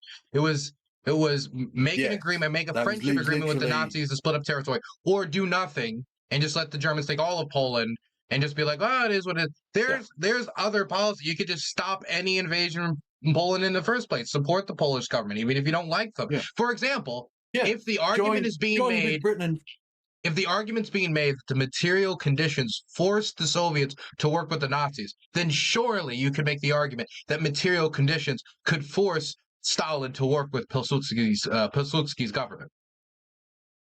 Yeah, literally just say, join Britain and France in giving a mutual defense treaty to Poland, and say, Hitler, don't invade Poland, because we'll fucking defend them as well. Yeah, you could even paint it like don't invade it because we want all of Poland. You could even do it in a more chauvinistic way. There's a million different ways you could have done it, but the way he did it was, the path of least resistance. Let the Germans beat up the Polish army, then you came in afterward, deal with the scraps, and you get half of Poland, and you get Estonia, Latvia, Lithuania to boot.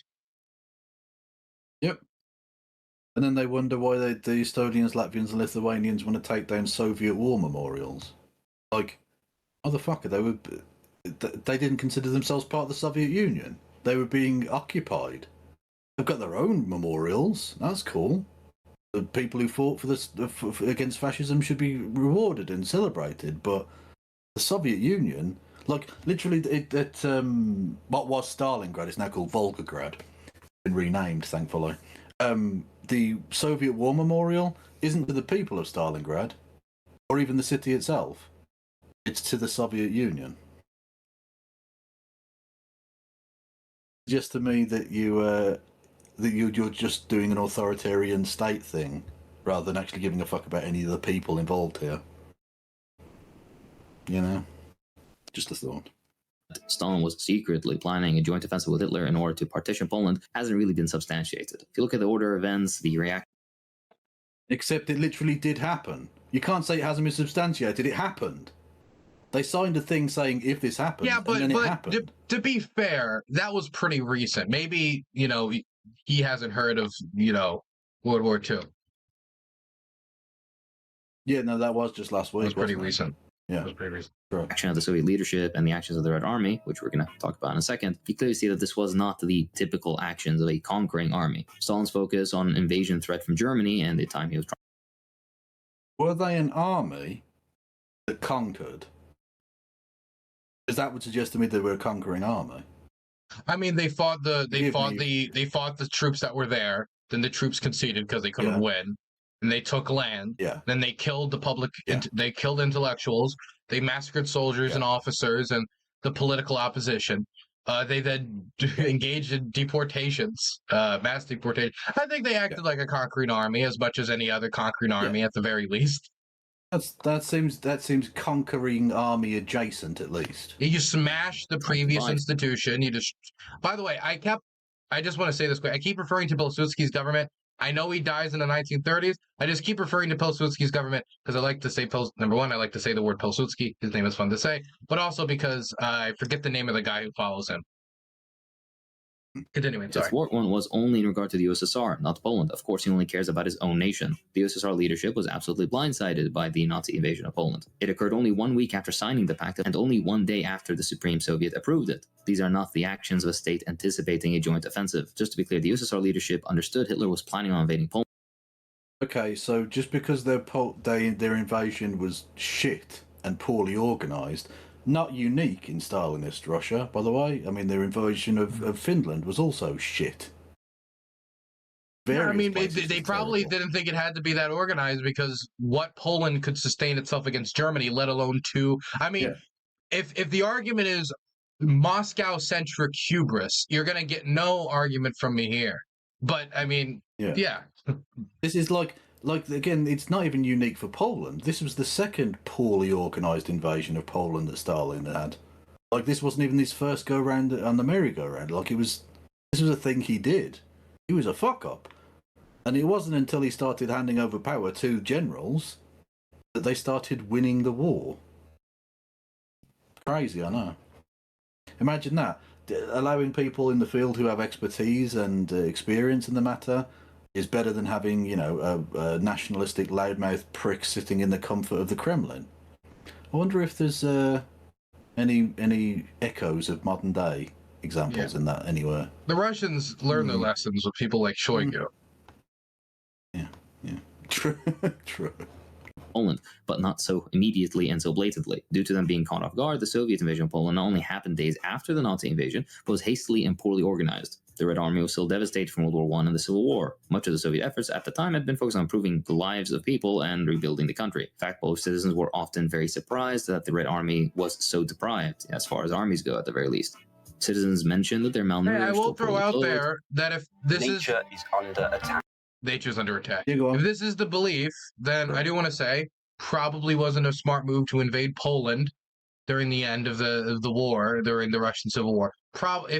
If the priority was trying to save for future aggression, probably not necessary to aggress upon Poland, saying, well, this used to be part of the Russian Empire, therefore it belongs to us. That making your claims based upon the claims of a previous empire, which you're saying you do not represent anymore. Anyway, but moving from there, what about the invasion of Finland? If, it was necessary to regroup and reorganize. Why spend all this time to invade Finland, all these resources? Now, it's because they wanted to, build up the barrier between St. Petersburg and Finnish territory, but those resources could have been built up instead of being spent on an expensive war. Why go through with a massive military purge of the disloyal? That's prioritizing political loyalty over military effectiveness. And certainly not everybody wants to put on a uniform is going to be the biggest diehard lover of Marx. I mean, there's a lot of things that they could have done to better prepare that would have probably been more useful than making agreements with the Nazis. Yeah. And it's also interesting that they invaded Finland and then got their ship pushed in. Like, really embarrassingly, by a tiny little country like Finland. Fucking tragic. Foul-smelling because of a tar that they used in their footwear, as well as mentioned how Red Army soldiers were fascinated by objects that Polish peasants found commonplace. Again, not surprising for a nation that had just started its first round of industrialization. As I note, practically all the areas the Soviets would go on to quote-unquote occupy prior to 1941 either were part of the post quote-unquote occupy, quote-unquote occupy. Yeah. How do you think the Estonians, Latvians, Lithuanians, or Poles feel about that? I mean, come on. What would you call? I think they felt like they were being occupied. Yeah, you occupied land. You occupied land. Now you could say that we occupied it for the Soviet yada yada, and the communists and the workers of the world, and it was for a good cause. And we might have occupied the state, but we liberated the proletariat. Say whatever you want. It's an occupation. There was a government there. You took it over. You got rid of it. You replaced it with your. It's an occupation. Yeah, and 40 years later, it was Estonian members directly elected by the people of Estonia to the Supreme Soviet outed the secret protocols. They literally put it on record. They got it to be officially recognised by the Soviet state that that's what happened. So it seems like the people still being illegally occupied. Yeah. Why would they leak that if they were liberated? Well, I don't think they felt like they had been liberated. I think you might be onto something. Yeah, crazy on that. Try not to be snarky, but it's hard. Well, exactly, because it's fucking bullshit. That's the problem. He's just talking rubbish. But yeah, as an aside, when he talks about the first round of industrialization, firstly, it wasn't the first round of industrialization. That would have been in the 1920s. And secondly, as I'm talking to you in Ukraine, I think this is a worthwhile mention. That industrialization was backed up, at least in part, due to the grain requisitions and then selling on the open market of grain from the Ukraine, which led to the Holodomor, where about 3.2 million Ukrainians were mostly purposely starved to death. Many Ukrainian the grain acquisitions and the unrelenting implementation of grain requisition policy. Oh, you weren't able to meet the quota, so we're just going to take everything. We're going to kill your cows. We're going to do that. I mean, that certainly intensified the starvation because it wasn't like completely artificial, right? But if you contain people in Ukraine and then make it so if they don't hit your already tremendously high grain quota standards during this period, and then you end up going to those people who missed those grain quotas, butchering their cows, taking their cows, leaving them to starve, when the whole premise of these collective farms was putting the labor in the hands of these people, the fruits of the labor in their own hands, and then their first major interaction is during a famine, the Soviet government comes by, oh, you weren't able to make enough, so we're going to take everything and you're going to starve. Like that was when they were supposed to be getting the fruits of their own labor. It was almost like a sick, twisted joke. They turned a breadbasket into a starvation land. Ridiculous. Tsar's political structure, or had their own episode of the Bolshevik Revolution, which happened to be defeated either by white armies, for example, Finland in the Civil War, or German World War I policy, specifically Brest-Litovsk. Okay, so if the USSR didn't conspire with the Nazis to partition Poland amongst themselves, then why did the USSR invade Poland? There's plenty of sources that already focus and almost exclusively mention the many unjustifiable... Invade but not occupy, of course. It wasn't occupy. They invaded and then just stood around. Well, no, they didn't even. They just hovered slightly off the ground. So technically, the boots weren't on the ground. It was fine. Did they maintain the non-aggression pact? Yes, by floating. They did, yeah. Mistakes committed by the Red Army, as with any army, of course. But this overemphasis really only serves as a way for liberals to equate. Whoa. Mistakes made. I don't know that you can call the purposeful mistakes slaughter was made. Thousands in the forest of Katyn. By the way, Katyn was one of many of such examples. It wasn't a mistake. It was an order. People could say, like, when people like mistake would be I thought that was a soldier. It was a civilian. I shot him. That's a mistake, right? Whoops, I Rounding up accidentally round up thousands upon thousands of people. If it was a mistake, then if anything, it would just show how scary Stalin's system was. That a mistake when it came to execution didn't mean like 1 or 2 people died. It means thousands upon thousands just buried in ditches. Look, who hasn't, on occasion, you're feeling a little bit tired, a little bit drowsy, maybe you've had a drink or two, you accidentally trip over and execute tens of thousands of people and bury their corpses. When you accidentally engage in mass deportations of Koreans and Poles, who hasn't? Yeah. Who hasn't? Yeah. True. Like you could say, Well, okay, maybe he means mistakes as in it wasn't the correct decision, but I feel like we're kind of gliding. If the whole point of this is to just debunk the whole Hitler-Stalin Pact, then we shouldn't be gliding over the handing over of German communists that were fed into the Holocaust, right? We shouldn't be gliding over all of these other things. We should be concentrating on it because these are the critiques. We don't think you should hand over people that will then be killed in the Holocaust. I think that is bad. I think that's something somebody would do if they made a friendship agreement with the Nazi regime. It's not a good thing. Bro. Yeah, exactly. Some 120,000 Poles, I think, were taken to Soviet Kazakhstan, which itself had, having mentioned the ones that got there, that is. The ones that survived the trip and got there, yeah. They literally each stop along the way, Soviet soldiers would come out and say if any more children died, and they would have to drop off the corpses of their children just at some fucking siding in Georgia, Anyway, the 120,000 Poles, many of whom starved once they even got there because Kazakhstan had already undergone a famine as well that had killed about 1.5 million people. That is true. So and then when it came to the mass famine, Kazakhstan was it was Ukraine and Kazakhstan, a lot of Central Asia that got the worst of it. Moscow, less so. Less so. Well, yeah, if you take the grain from Ukraine and sell some of it and give the rest to Moscow. The continuation of the grain sales is just the stuff that it's just impossible for me to reconcile it in my head. Yeah, no, again, at that point, it becomes a deliberate choice to starve millions of people. The whole point is the Soviet Union is supposed to be empowering the proletariat. The proletariat starts starving, and then they just take the food from the proletariat that's starving and send it over to other countries, some of which are offering aid that is being rejected, by the way, to be sold on their markets to industrialize. We need to fast forward the industrialization, and so the blood of these starving people will grease up the gears. I would be much more interested in the conversation. This is not the conversation that happens. The conversation of it was worth it to build up industry. I would be much more interested in that conversation, but the conversation never gets there. The conversation is always like, well, it was all natural, and Soviet policy wasn't that bad, and actually it never gets to that point, which I think would be a much more honest conversation. We could spar over it, like, okay, was it necessary to fight the Nazis, or could they have fought them early, or in other ways? Anyway, I don't want to keep us clogged up for too long. Well, you talk about with blood. Literally, in the announcement of the Friendship and Borders Pact, which was the renegotiation thing, Stalin literally said, and this was after the war had taken place, that the friendship between Germany and the Soviet Union had been forged with blood, i.e., the soldiers that on both sides that had died, on the Nazi side and the Soviet side. This was a sacrifice they were making, which had brought them closer together in taking Poland.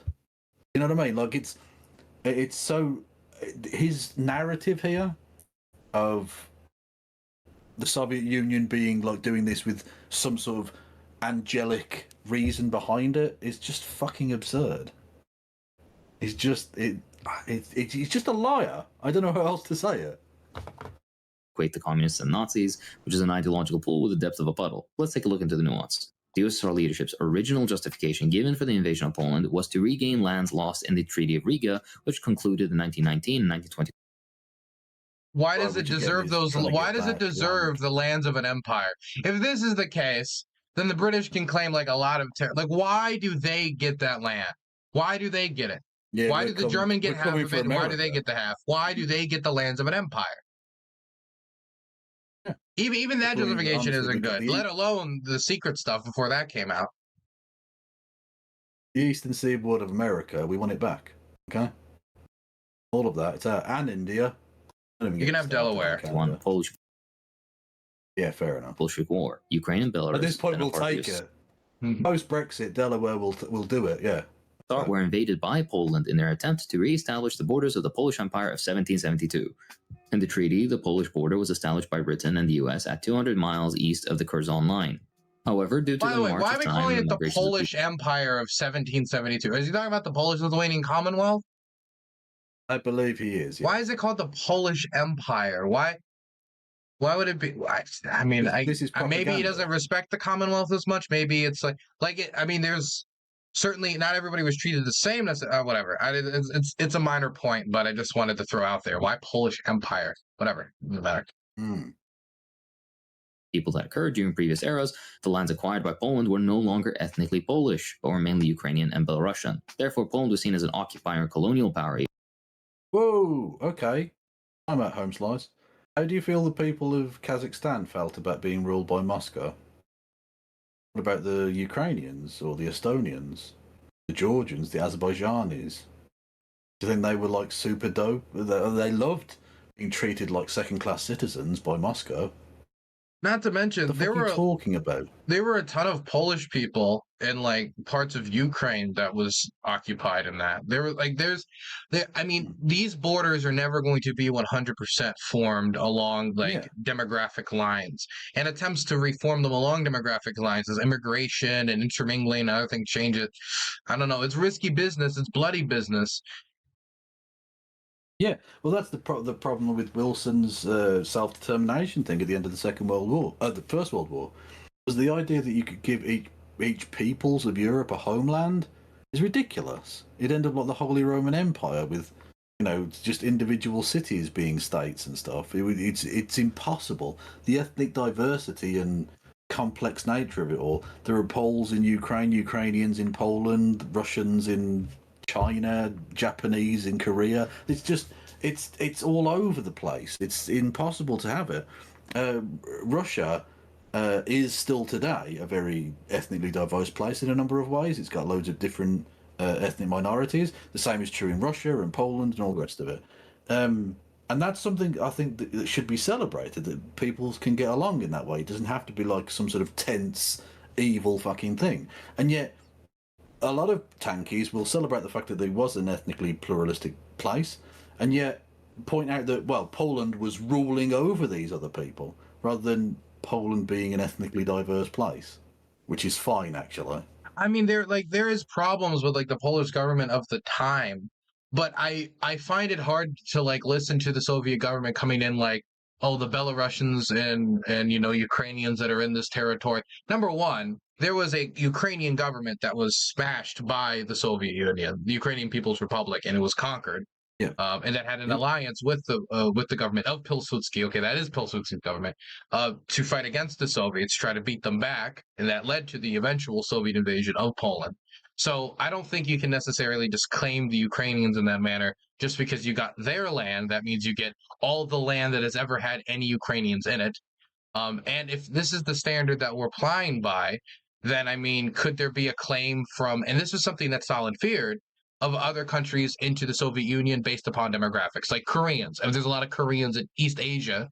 The Soviet Union's largest country in the world, still today is Russia. Could they make the claim to, okay, these Koreans, we're going to take this land, it's ours? It's risky. It's risky business, but cutting up these lands based on those demographics. Yep. Even in these regions by minority groups. The motivations to invade Poland expressed by the Red Army, however, were quite different. They claimed they were compelled to counter the invasion by Germany and liberate the Polish proletariat and oppressed minorities. Now, of course, this may sound kind of two-faced, but they did genuinely believe this stuff. Well, if they did believe it, that's how do you live?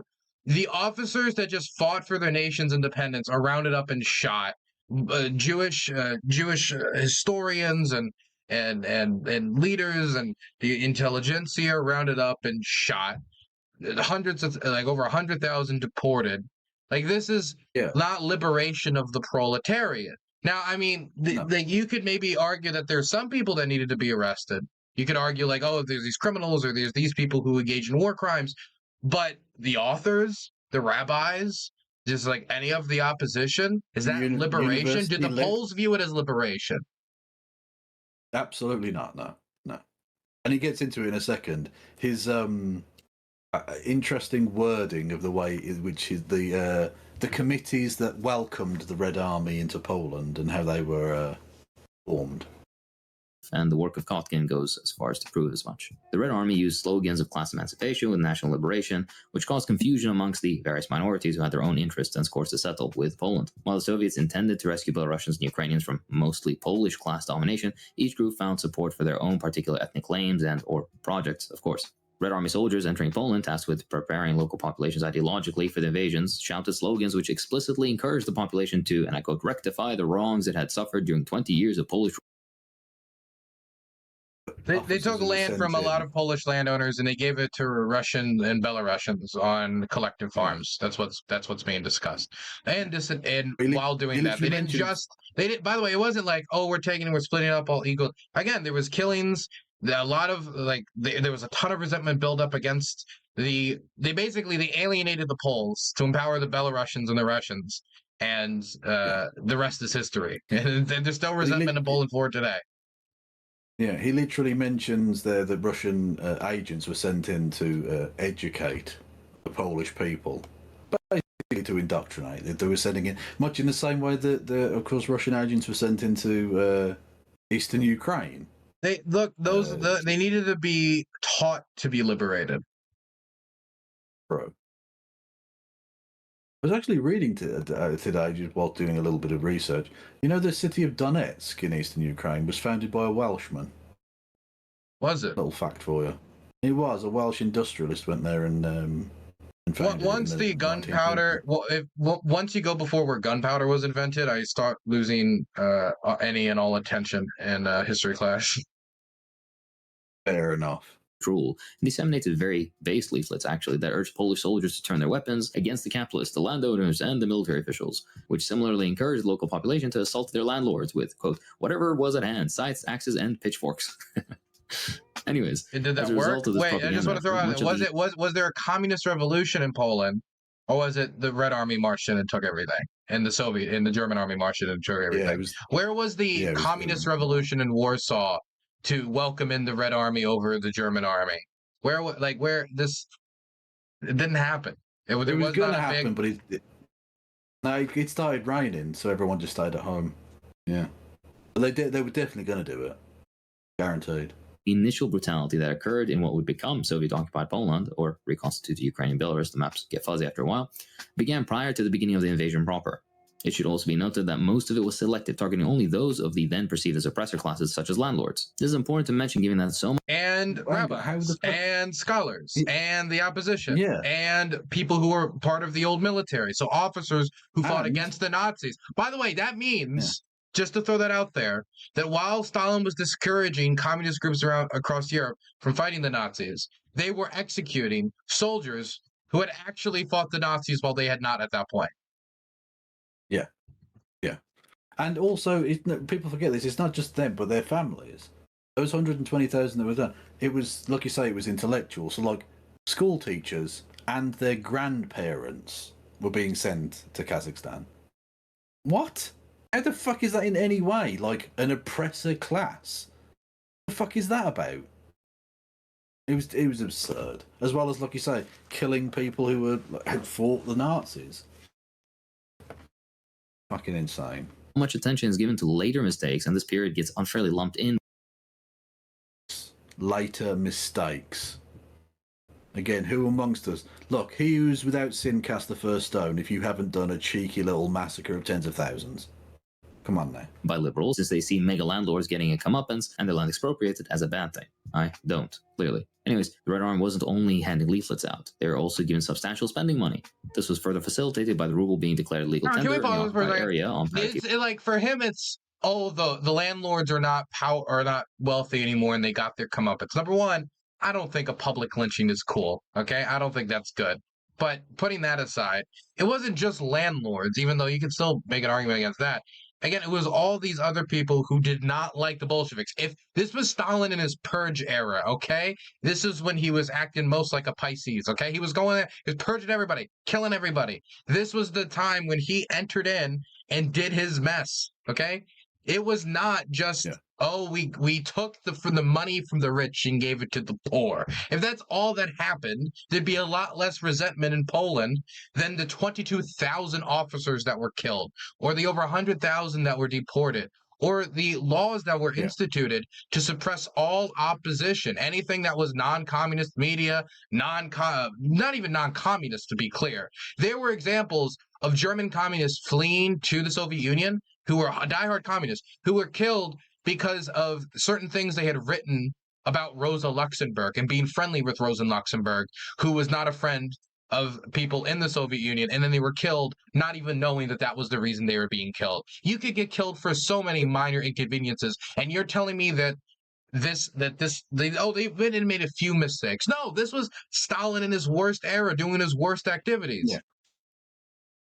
Yeah, and also a little-known thing is the many of the Polish officers that weren't killed suffered a pretty terrible fate in of itself. They were sent to a place called the Lubyanka, which was a former Tsarist hotel in central Moscow, which they turned into a torture chamber, where these people were kept for 2 and 3 years at times, until they were necessary to form what was called the Anders Army, which was a free Polish army, and then released, because they realised, oh, actually we need the Nazis rather than just keep torturing these Poles for no reason.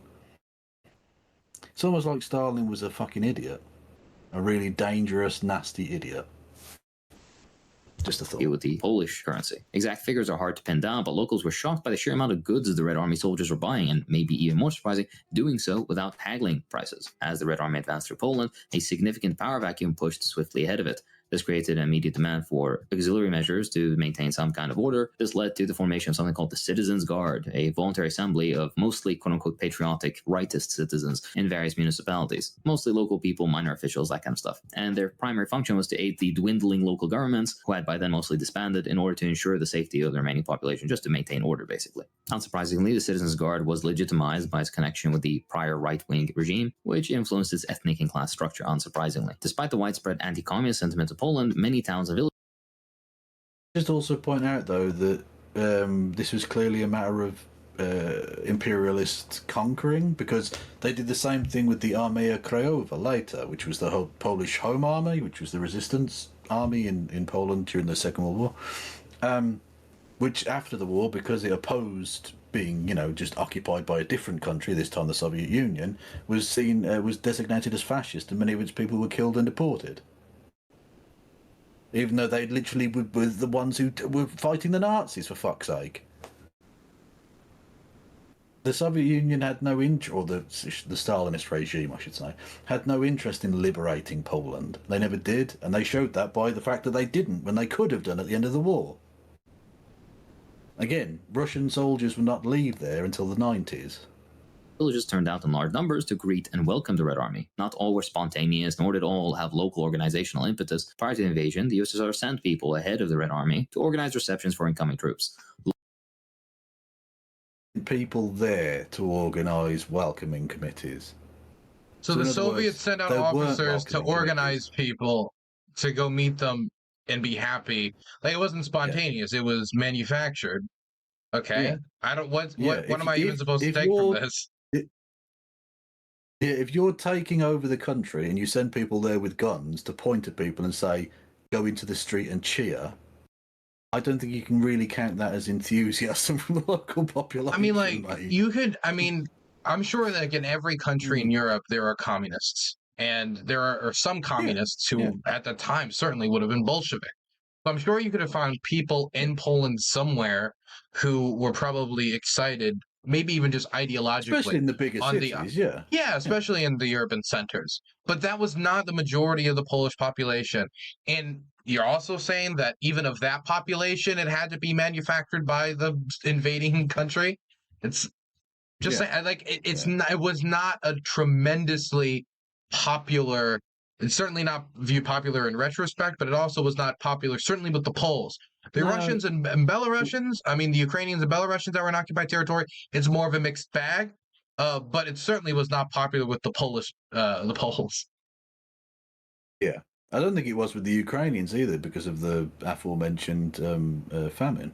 Yeah, So, it depends on the Ukrainian. I guess it depends on the political leanings, but I think like amongst the Belarusians is where you would find the least opposition. True. But no, look, I'm sure all of those people weeping for the death of Kim Jong Il were also entirely legitimate, and it wasn't because they'd have been killed otherwise. No, they genuinely, it's just a spontaneous outpouring of love for the dear leader. You know, they were Local 100% residents, back at the time. Like when I go to DC a lot and I see the hat vendors and look at like the Trump hats next to the Biden hats, next to the Hillary hats, those people have always existed. Yeah. Oh, 100%, yeah. those belonging to the Polish and Belarusian ethnic minority groups seem to be prepared for the Soviet invasion, and although some were enthusiastic about their arrival, others need to be persuaded or coerced even into organizing welcoming gestures. A crucial Coerced? Even you're saying coerced. Coerced. Fuck me. It's very light again, use of the why word. would you mention this like this is a good point for you? What the fuck? I don't think he's mentioned it as a. I contributing think the idea is he wants to be fair. I think he wants to present himself as fair. That he's Wow. at least that's the idea. He's not. positive atmosphere surrounding the Soviet troops' entry was their general perception that their presence prevented the arrival of Nazi forces, or in some places even expelling them by force. These were compelling reasons to greet the Red Army as some sort of liberator, unsurprisingly. You have to remember that along with the massive anti-Semitism within Poland, there was also at a time a fairly large radical left movement that was all but crushed and dispersed by the far. Also, by the way, the anti-Semitism thing he mentions there, a sort of under-examined part of the Holocaust is the way in which many Jewish people from the Soviet Union didn't really understand the anti-Semitism of the Nazis, because during the period of the Molotov-Ribbentrop Pact, Russian newspapers weren't allowed to print anti-German sentiment. So when the Germans arrived in Kiev, many of the people who would be slaughtered at Babin Yar didn't realize they were going to be killed. They thought they were just going to be moved. They genuinely just thought they were going to be transported to a different place. Ooh. Thanks, Stalin. Super awesome, mate. Far right-wing government. Anyways, the celebrations, whether organic or not, were very amicable, predominantly comprising young individuals from ethnic minorities such as Belarusians, Jews, and some Ukrainians. They included the construction of triumphal arches, the raising of red banners, showering troops with flowers, hugging and kissing them, the usual stuff. Soviet invasion plans emphasized the importance of a... I'm sure that stuff. existed, but you could find that of basically every invading army. There is some, like you could find that in like Ukraine amongst some Ukrainians, like giving flowers both to the Soviet army and some to the German army.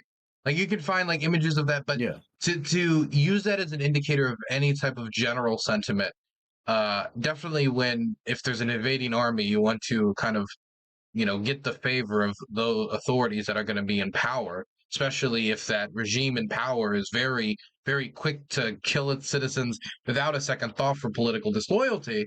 Then there's going to be people who jump on it. It's impossible to gauge through these types of demonstrations. and cordial reception because they saw it as a precursor for a plebiscite that would bring forth the political will of the local populace. With all the celebration, much of the older generation was still terrified, though. Some even went into hiding from the Red Army or worse. However, since the Red Army's approach, characterized by restraint and selective action rather than... Come on. Restrained. Okay. Just restrained mass graves. Restrained mass graves. I mean, to be fair, the Polish officers they killed often were restrained by having their that is true. Their backs they were restrained. As they were murdered.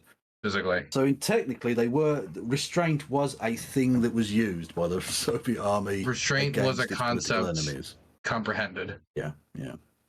Indiscriminate violence, they managed to garner a measure of relief among the general population, specifically against the groups that were usually targeted, which include officers, policemen, landowners, etc. What's more is that Red Army soldiers, despite those groups were openly targeted. Those are war crimes. If you just slaughter the officers of country you're fighting, and the intelligentsia, it's a fucking war crime. And the intelligentsia, and those who oppose you, people, and those who oppose you, and Catholics, Jesus Christ! Yeah, true. commands to the contrary, usually did engage with locals and establish some sort of cordial relationships. After the Red Army established control over the areas they occupied, they embarked on local governance, of course to maintain order, but also to help channel it towards the provisioning of the Red Army, arresting reactionary societal figures, preparing the elections that were reactionary societal figures, which is also in some instances meant communists that just didn't like you, by the way. Yeah, exactly. Slightly different communists. Yeah. When you get to define, But by the who way, is you an, say that that like they weren't, reactionary. that like Stalin and them weren't communists or leftists or true leftists. I will say, immediately fighting these just slightly different communists is a very strong leftist quality, and purging someone for being just slightly different communist is very up there. True.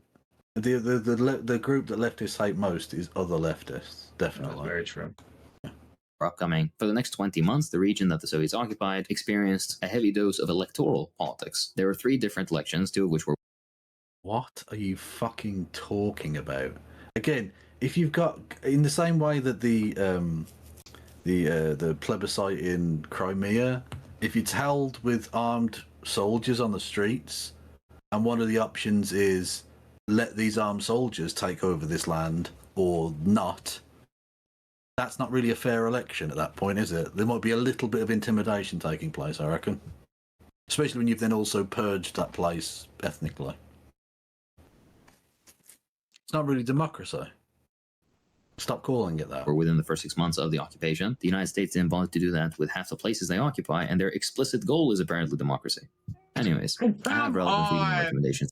I thought he was gonna blare about, but he's gonna dance about it. That it was like a real democratic vote, and there was true democracy in occupied Poland, so-called occupied Poland, as he put it. I thought he was just kind of being cheeky. I didn't think he was serious. Is he serious?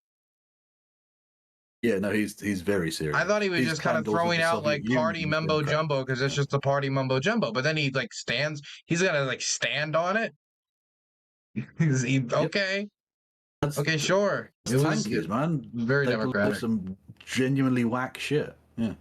That you can check out here if you're interested in how to use. By the way, I'm going to host an election next week after I kill all my opposition. I just wanted to throw out there. I'm going to host next week. There's going to be an election of 2 days after the mass, after we form that other mass grave.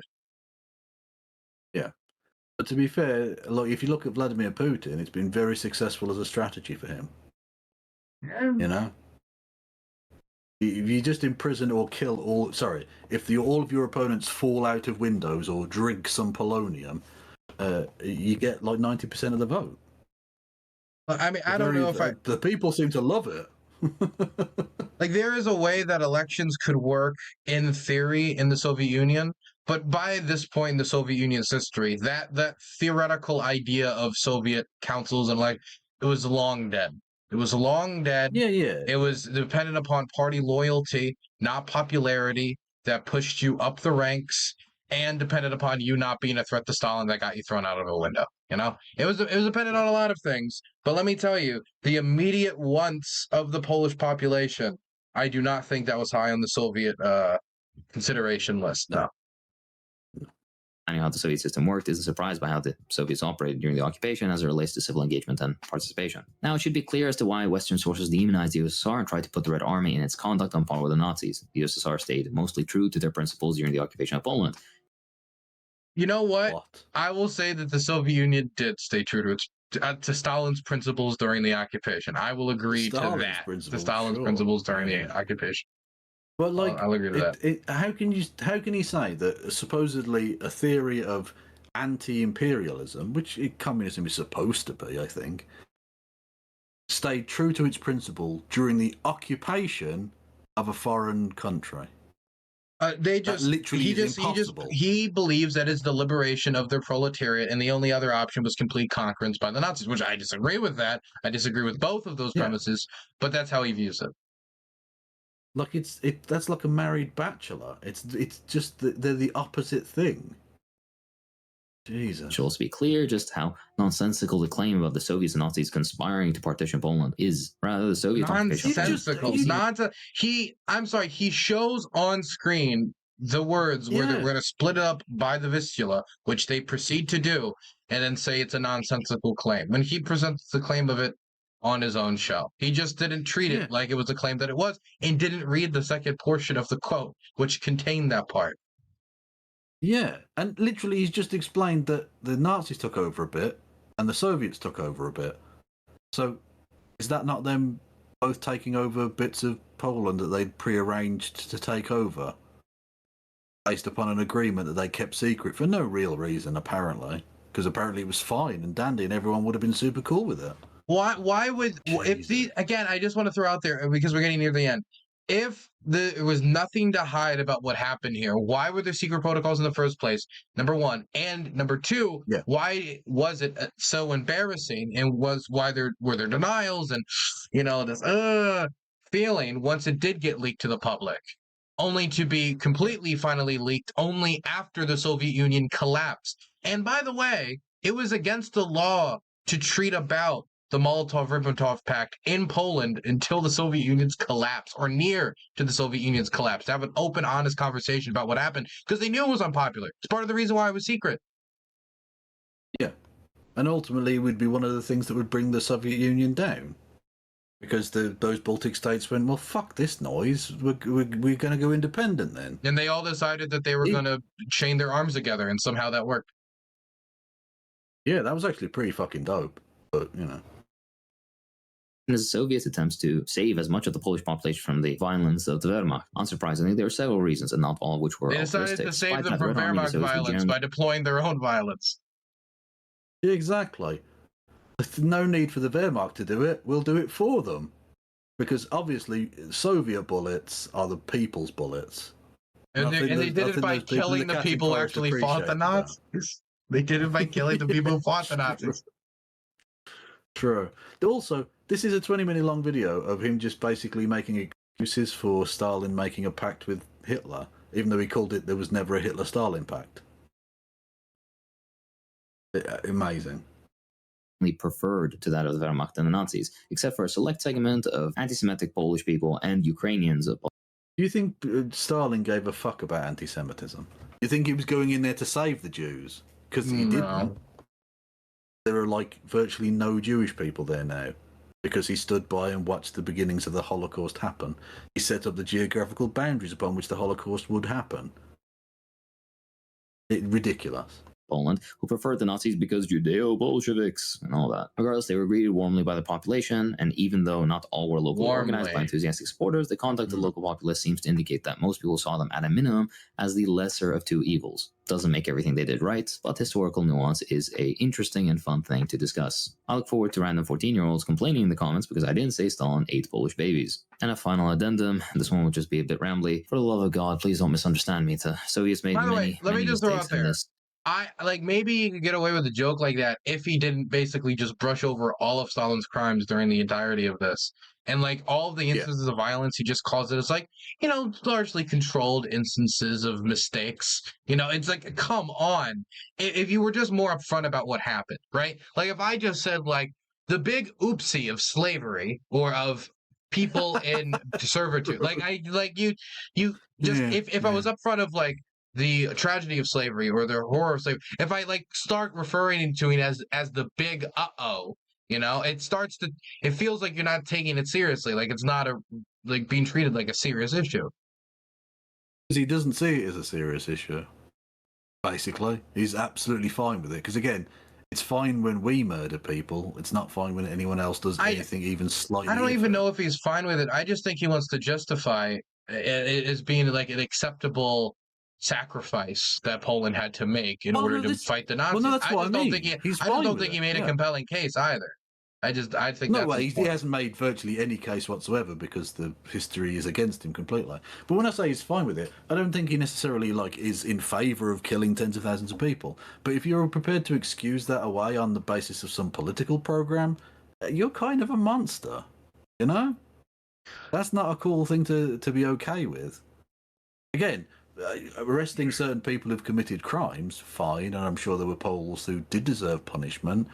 But tens of thousands of people shot in the base of the fucking skull and then dumped in a hole in the forest for then the Nazis to find and make propaganda about. In my mind, it's kind of hard to gauge popularity once you've started producing the mass graves, It's hard to really go around and properly figure out, especially if there's even an open admission of coercion being used in order to test the support of the local population. And certainly Polish history does not remember this period quite well.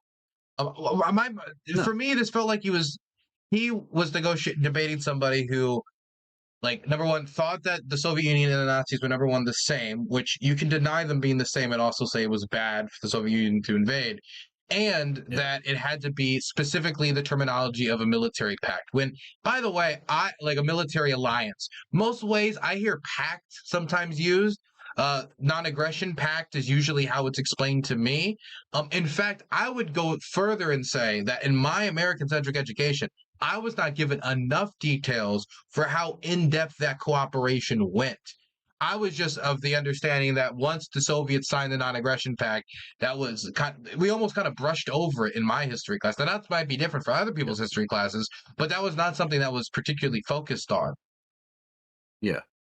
Yeah, no, I mean, it isn't focused on because there's much more like a Western centric view of things, where like stuff that happened on the Eastern Front is dealt with in much more broad strokes. That is true. Whereas, we don't cover the stuff. the Eastern Front much. We just were told it was bad, it was awful, and that's it, basically. And just like big battles like Stalingrad, you know. Exactly, like you get the broad strokes of it, and then the kind of individual, maybe battles or you're not focusing on, the minutiae of who invaded what where, and especially when, at the same or the similar time there were other things going on, like the beginnings of the Phony War and the invasion of France was just around the corner. So they want to kind of get onto that topic rather than something a bit more esoteric. Is there anything else left in this video? It would have been better that there be no pact. Well, hang on. It would be better for them to have not occupied Poland, but if you were in the particular place and the particular... So it's better that they would not have occupied Poland. Well, I mean, you just give the game away there, don't you? Well, then okay, but so his argument is just that it wasn't a military alliance. Okay, then maybe they weren't military allies. They were just in a non-aggression pact that extended into a friendship and cooperation agreement during 2 years, the most brutal bloodshed humanity had ever seen. Okay, that's fine. Yeah. I don't think that's much better. Yeah, I don't think that's a hill you want to die on, really. Basically, yeah. So, the final thoughts then, I guess. My final thought is that I don't think he made the case well, and then his just kind of constantly going back to, we already agreed how the partitioning of Poland, calling it that, is ridiculous. It was a distinction without a difference. He was like, well, they didn't literally say we are signing away Poland. It was just like a MacGyver machine. It's like had 20 steps and ended up at the same conclusion. It was like, okay, we're deciding through the Vistula, through its national geography, in this secret protocol that nobody needs to see for no reason. We're not ashamed of it. We just don't believe anyone should know about it. We don't believe the Poles, after we took over Poland, should know about it, shouldn't be taught, and was only truly known about in the public only after the Soviet Union, the entity that made the decision, collapsed and the archives were opened before being closed due to embarrassments like leaks, like announcements and information like this getting out to the public. One of the many reasons it was closed. I don't think that he made a good case that it wasn't partitioned. I think it was partitioned in a way that he describes, just makes it a distinction without a difference. I think that there was a lot he blew over when it came to what those mistakes were, or those controlled instances of violence when it comes to killing the officer class, the people who were actually fighting the Nazis when the Soviets were telling communists across Europe not to fight the Nazis. I don't think it covered enough of the, for example, during the Weimar Republic, enough of the intermingling between Trotsky and Lenin and the Soviets before Stalin with the Weimar Republic, and working together to develop Soviet industry, to develop research, to develop production. I thought that, honestly, this was pretty shallow. I think that the idea of like, oh, the shoehorn theory is shallow history. I think he just showed the Soviet perspective, took it at face value, and then didn't really answer any of the questions that many liberal theorists would have as to why the Soviets had to make this agreement if they weren't motivated by something outside of just the defeat of the Nazis at a later date, but instead also trying to benefit from, this upturning of the status quo, trying to get what's theirs, get what they think they gave up in the Riga Treaty of this old empire. I think it was them trying to basically take advantage of a land grab, and he gave Hitler a flank to fight the rest of Europe before turning on the Soviets, a flank that they did not need to give them. You could say, oh, they weren't prepared for war. Okay, fight them with horses and rifles and with whatever you have in 1939, along with the Poles, along with France along with the British. I don't know why that wouldn't be possible. But even if that's your argument, by the time the war actually happened, the Soviets were still not prepared, and they lost the majority of their air force in the first 48 hours from incompetence and Stalin's purges and other actions that made them less prepared. Yeah. And I think, to be honest with you, Hakim's video here, it doesn't just stand up to any of the pushback a liberal might give it. I don't think any pushback whatsoever it stands up to. It's a house of cards. As soon as you analyse any of the claims he makes, they all fall apart. Even the most simple questioning of well, if they didn't want to invade Poland, why did they? If they didn't want to do this, that, and the other, why did they do that? The only options are do nothing and let the Nazis take over, or do exactly as they did, as if it's a binary choice, as if there weren't a million other options they could have taken. This is honestly one of the worst attempts at historical revisionism that I've seen, certainly from a big channel. Obviously, you get channels with 6 subscribers who say weird whack shit, but this is a significant channel that is just pumping out Soviet era propaganda. It's fucking tragic. I mean, to me, this is not really anything new to get from the Marxist or the Marxist-Leninist kind of corner of things, because they've been making many of these arguments for a very long time. I've heard many of these things before. I thought I would get revamping of new things. And there's some of the history that I didn't remember, but I expected more. I expected, honestly, and I know this is silly, I expected for him to show me oh, you guys didn't know about the Molotov-Ribbentrop Pact DLC that was only released in the Bahamas. I expected to find some part of a document that I had not known of, but he only showed 2 quotes from the actual Molotov-Ribbentrop Pact, maybe 3, and one of them disproved his claim. And so it was confusing to me. I expected more. And I tried to be as polite as possible here. I'm trying to be less impolite in videos like this. But I felt myself being snarky at times, because the whole time I was just kind of waiting for the shoe to drop, and it never did. Yeah. I am not trying to be more nice about this. This is Stalinist propaganda, and I've got no time for it. So I'm going to be as rude as I want to be. This was whack. This was trash. But I enjoyed going through it with you, Dylan. Why, thank you. I'm happy that we're 2 good garbage men taking out the garbage together. Yes. Trash men. Actually, we need to work on that as a garbage boys. Garbage boys. Fuck it. Yeah, we'll do it. Okay.